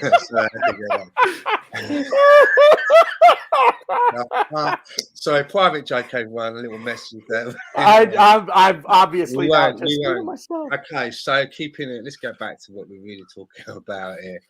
I'm just thinking of Jeff Jarrett. Do you know what I mean? Slap nuts. But Liverpool, man. I mean, it really does. It really. I mean, you know, these are Sean times, right? I mean, all of a sudden, what, they're going to miraculously be able to field a fucking first team starting 11 or whatever, you know?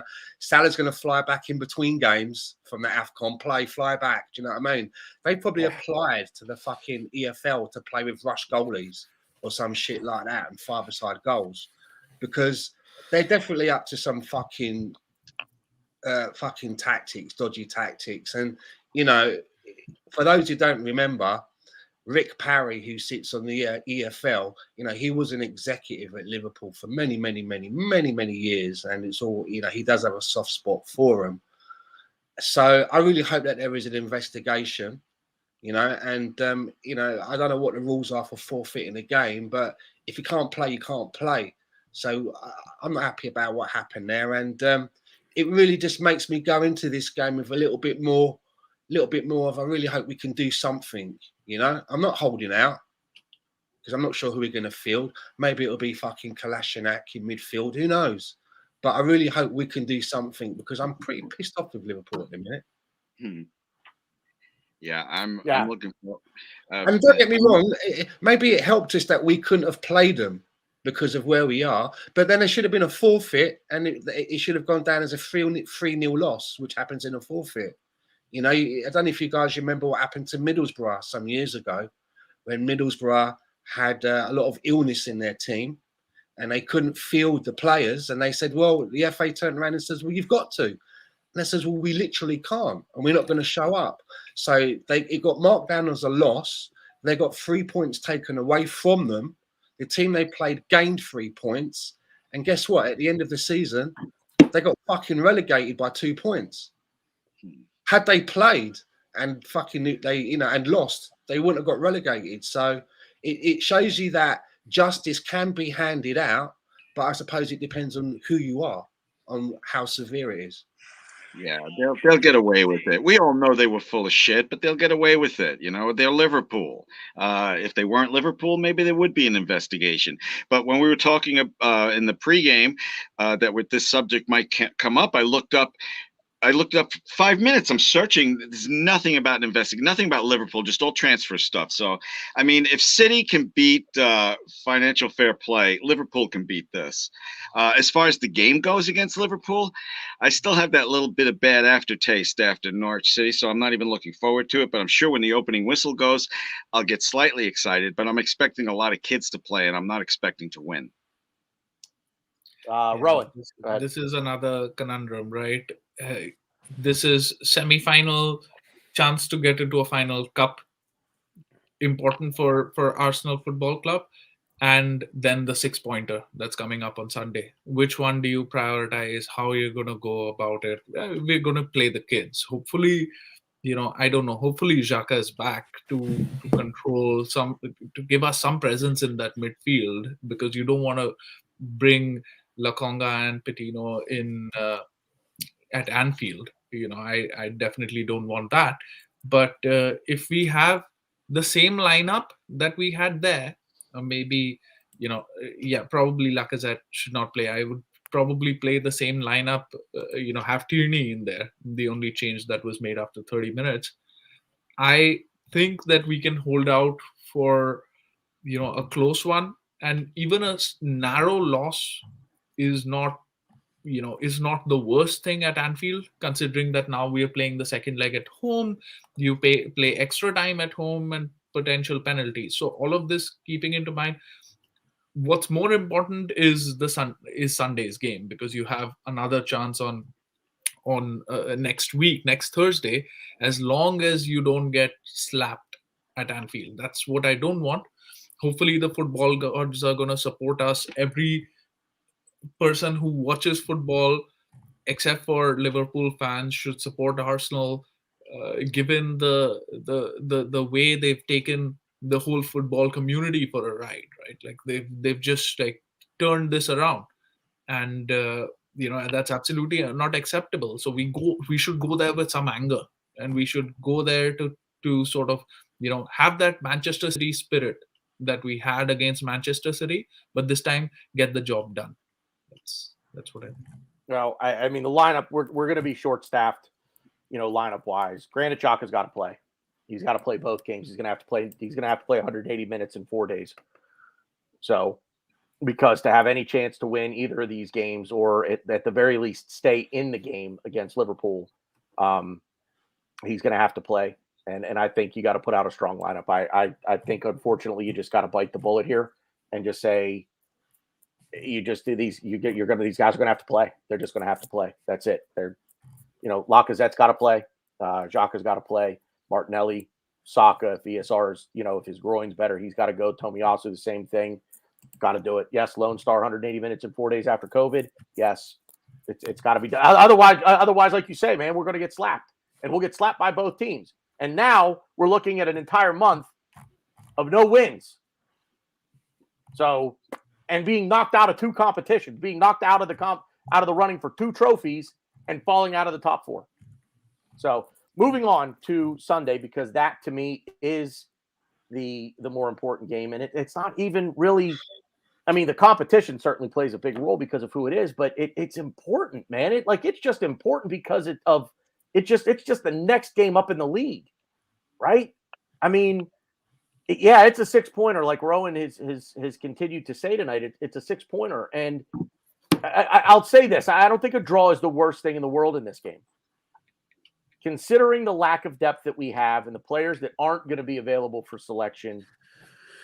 I'll settle for the draw, but Sunday is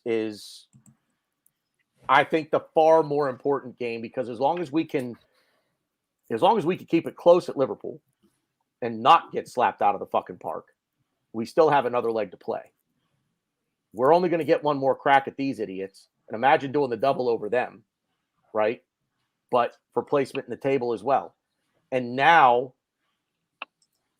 we're seeing that when we're on our game, we're going to lump the competition, the lower tier competition, right?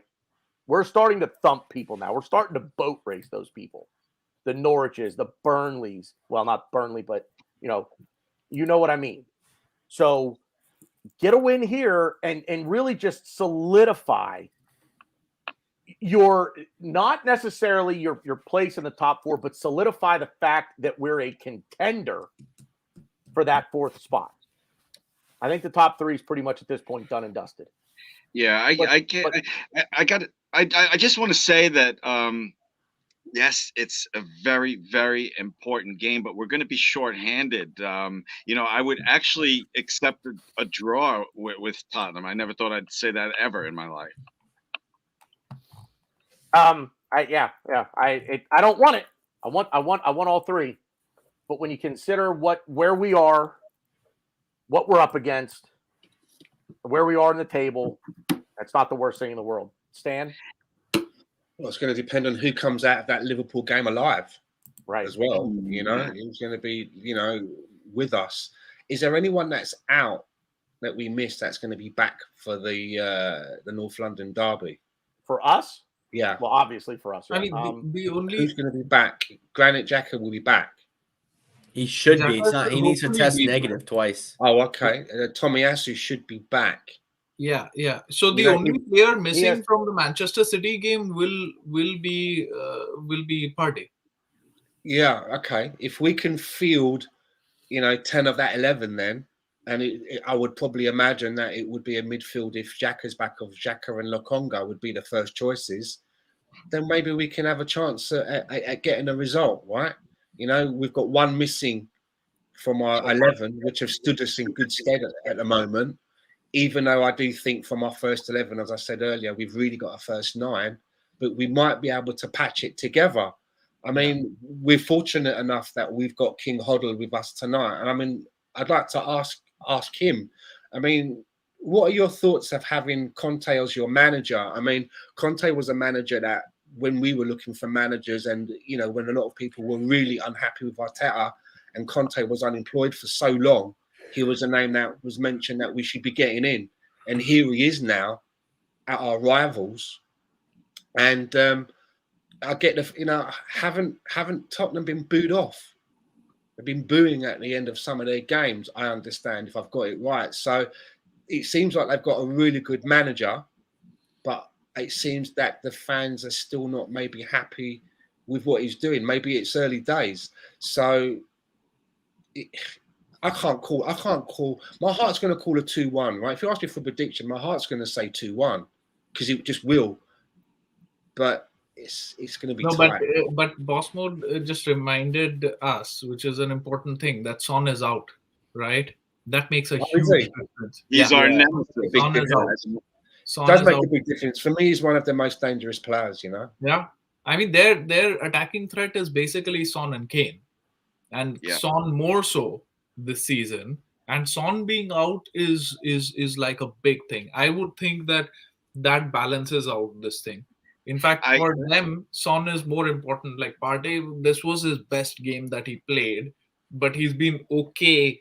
He's been, not extraordinary for me till now for Arsenal. But Son is their main guy, and not having Son, that gives me confidence. Gabriel playing, which is why these games were important to play Liverpool or to play Nottingham Forest, because now Gabriel is going to be available, right? And we have that as well. So we should go there with confidence. It's an away game. If between a loss and a draw, of course, draw, like you would take a draw, but we should go for the win, and we can get the win. I just want to say we have that honest Spurs supporter watching, so I'll give an honest answer too. Son being out is huge. If I could have any player on that team, I'm going to give a teeny bit more honesty, then I'm going to go back to hating you. Okay, if I could have any player on your team, it would be Son. Agreed. I think it's very encouraging that he's out, considering how many people we have gone. Yeah, you can't dive in the penalty box and give them a penalty. So that's good. Oh my gosh, you're a terrible person. I'm sorry. Am I wrong? And Lucas Moura as well. I'm sorry.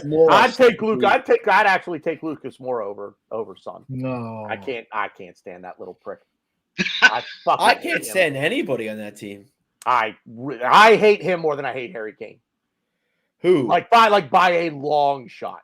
Who? Son? Oh yeah, I agree. I'm the same way. I used to really like Son. I used to want him to come to Arsenal. And then I never liked him to begin with, but then when he broke the Everton, what's his name? Gomez? No. Gomez. Andre Gomez. When he broke Gomez's leg, and then he's crying like something happened to him. You little fucking shit. Come here. Because I got something for you, cowboy. Ryan, what are your thoughts on Sunday? I mean, it's gonna be a good game. Arsenal surprised me when we were up against them early in the season. Hopefully, they surprise me again, because I'm actually not terribly optimistic. I don't think we're gonna lose. I just think it's gonna be a hard-fought game, and I'm not a big believer in you need to put a big performance in your game before in the Liverpool game, but I do, and I don't necessarily think we're gonna have the same exact squad. We're definitely not, but I think we need a performance Thursday. I think we need to kind of light a fire under us, because we, losing to Man City, it was a great game, but we did lose, and losing a tough game to Nottingham Forest, we need to come out with some kind of result to Liverpool. I don't think we will, but I think I think that we need to at least play hard, because this Sunday game, although I think it's I don't think Tottenham are a good squad. I think Conte can help them out in bits and pieces, but they're going through a period that we previously went through, in where, at least from my point of view, I'm not obviously a Tottenham supporter, so I could be wrong. King, you could probably tell me differently. But when we were going through that phase where I was more excited to sell people than to bring people in, I was like, I just want to sell everybody. Kolasinac, Cedric, Xhaka, they'll need to go. To be fair, they're still here, but you know what I'm saying. We still got rid of a lot of dead wood in that transfer window. I think they're kind of getting there now. You know, there's rumors that Bergwijn's on the transfer is trying to go.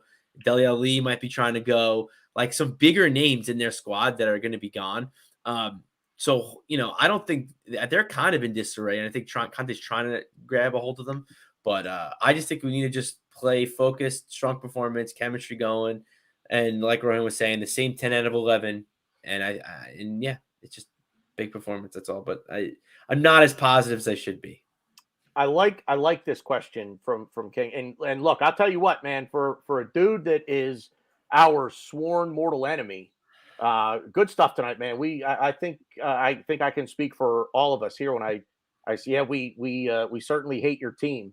But we enjoy. I enjoyed having you a part of the show, man. You've had a lot of good stuff for us, and not that the rest of the chat hasn't. It's nice to see a new face in here every now and then, especially someone from the a different what's that? Yeah, from the dark side, different side of the tracks, so to speak. But a question for the panel. But let's make this quick, fellas. Does the winner, if there is one, gain a strong psychological advantage over the other in the race for fourth and momentum? Or is that just a lazy and oversimplistic reaction? I'll go first if I may. I don't think it's a lazy and oversimplistic reaction, but I think if there's going to be a strong psychological advantage to a winner, I think it'll be Arsenal. If Tottenham win, I don't think that psychological advantage is as great as it is if Arsenal win, because if Arsenal win, they've now done the double. They just beat you in your house. I think that gives them the strong psychological advantage. But if Tottenham win, it's okay. Arsenal are a few men short with AFCON. Granit Xhaka's coming back from COVID. A couple of guys coming back from injury. You're at home. I think the advantage would go to Arsenal if they win. I don't think it goes to Tottenham so much if they win. Let's just go around the horn. Ryan, I'll start with you. Yeah, I don't really buy into any of that. So sorry, King. I don't really. I think even if we lose, I don't think we're out of it. And that's something I was kind of going to bring up earlier, because you guys seem like if we lose against Tottenham, all hope is gone. We're fucked. Fire Arteta, fire everybody. No, I think if we, after we play that game, I think that's the 20th game of the season. We'll have 18 more games left. I'm not worried about it. Tottenham will drop points. Man, you are going to drop points. I think once we get our full squad back, I think it's, just back to plugging away and all that. But, just quickly, it's going to be tough. And I just wanted to quickly plug my beer of the week because I didn't do it. And I was going to do it at the very end of my analysis of the Tottenham game. But it's going to take a very strong performance. And we're going to have to probably make some deals we don't really want to do to get a win, because we are men down. We have guys in AFCON. But my beer of the week is Notorious Gypsy. It's pretty cool, Gypsy, because we may have to, I don't know, because gypsies are like witches, right? Or something like that. I don't know. Fun fact, I dated a gypsy girl. Interesting. Anyways, yeah. That just opens a whole lot of questions. Lifelong curse has come from then. Yeah. Making sense. I have a gypsy curse on it. Yeah. So yeah, beer of the week is Detroit Gypsy. But yeah, I think this game is big. Yes, in the thing. But as far as where we finish the season, I'm not going to be looking back and being like, oh, large march. I'm not going to be looking back and being like, oh man, we should have beat them. Like, obviously we're gonna, but I just think that there's so many more points to be gained and lost that I'm not terribly worried about just this result in the microcosm of the entire season. Can I go next? Yep. I was just going to say, let Glenn go. To me, I think in answer to his question, it's temporary. It's like when I smoke purple haze, I'm chill for 2 hours, and then next thing I know, my wife's sending me to the supermarket, and it's back to reality. I agree with Ryan, which means I'm probably wrong. That's fair. It's the 20th game of the season. I agree with everything you said, Ryan. I want to listen to everybody else, so I'm going to stay as long as I can. All right, Stan, go ahead. See a big hand just yank him. So King Hoddle asked if it would be a psychological advantage if we beat Tottenham, and that means that we would have beat them at home and away. Would that be a psychological advantage? Not really. That would just be business as usual. I'm joking. I'm joking. No, on a serious note, I think for both teams it would be a psychological advantage because both teams now have. Well, we've had our manager for a couple of years now, but we're sort of like trusting this process, which I'm sure you've heard about, King Hoddle. And you've also got a fairly new manager. So you're looking for improvement. And I would say that if you did get the edge on us in this game, I'm sure your fans would look to that and somehow find a way to say that this is the improvement of having a quality manager. Because, you know, as much as we have a little bit of a laugh and a bit of banter, you know, Antonio Conte is a very, very good manager who has won things and knows how to win. For us, you know, if we get to you and we do the double over you, then I'm sure that a lot of people that are maybe doubting Mikel Arteta will see that as an advantage as well, and will see that as improvement. And I'm sure it's going to give the team a little bit of a spring. So yeah, I think it would give equally both teams a psychological advantage should whoever win. Do you know what I mean? If that makes any sense. Yeah, Rowan, go ahead. As long as we don't get done tactically, I'm going to, you know, so the result will not drive me to a place where I go, you know, Arteta out or something like that, even if we lose. To answer the question directly, if we win, it's a psychological advantage, and that's what it is, because we're neck and neck on points. Then if you win your games in hand, or if you win one of the games in hand, you're 2 points behind. You win both of them, you're 1 point ahead. So it's just a psychological advantage.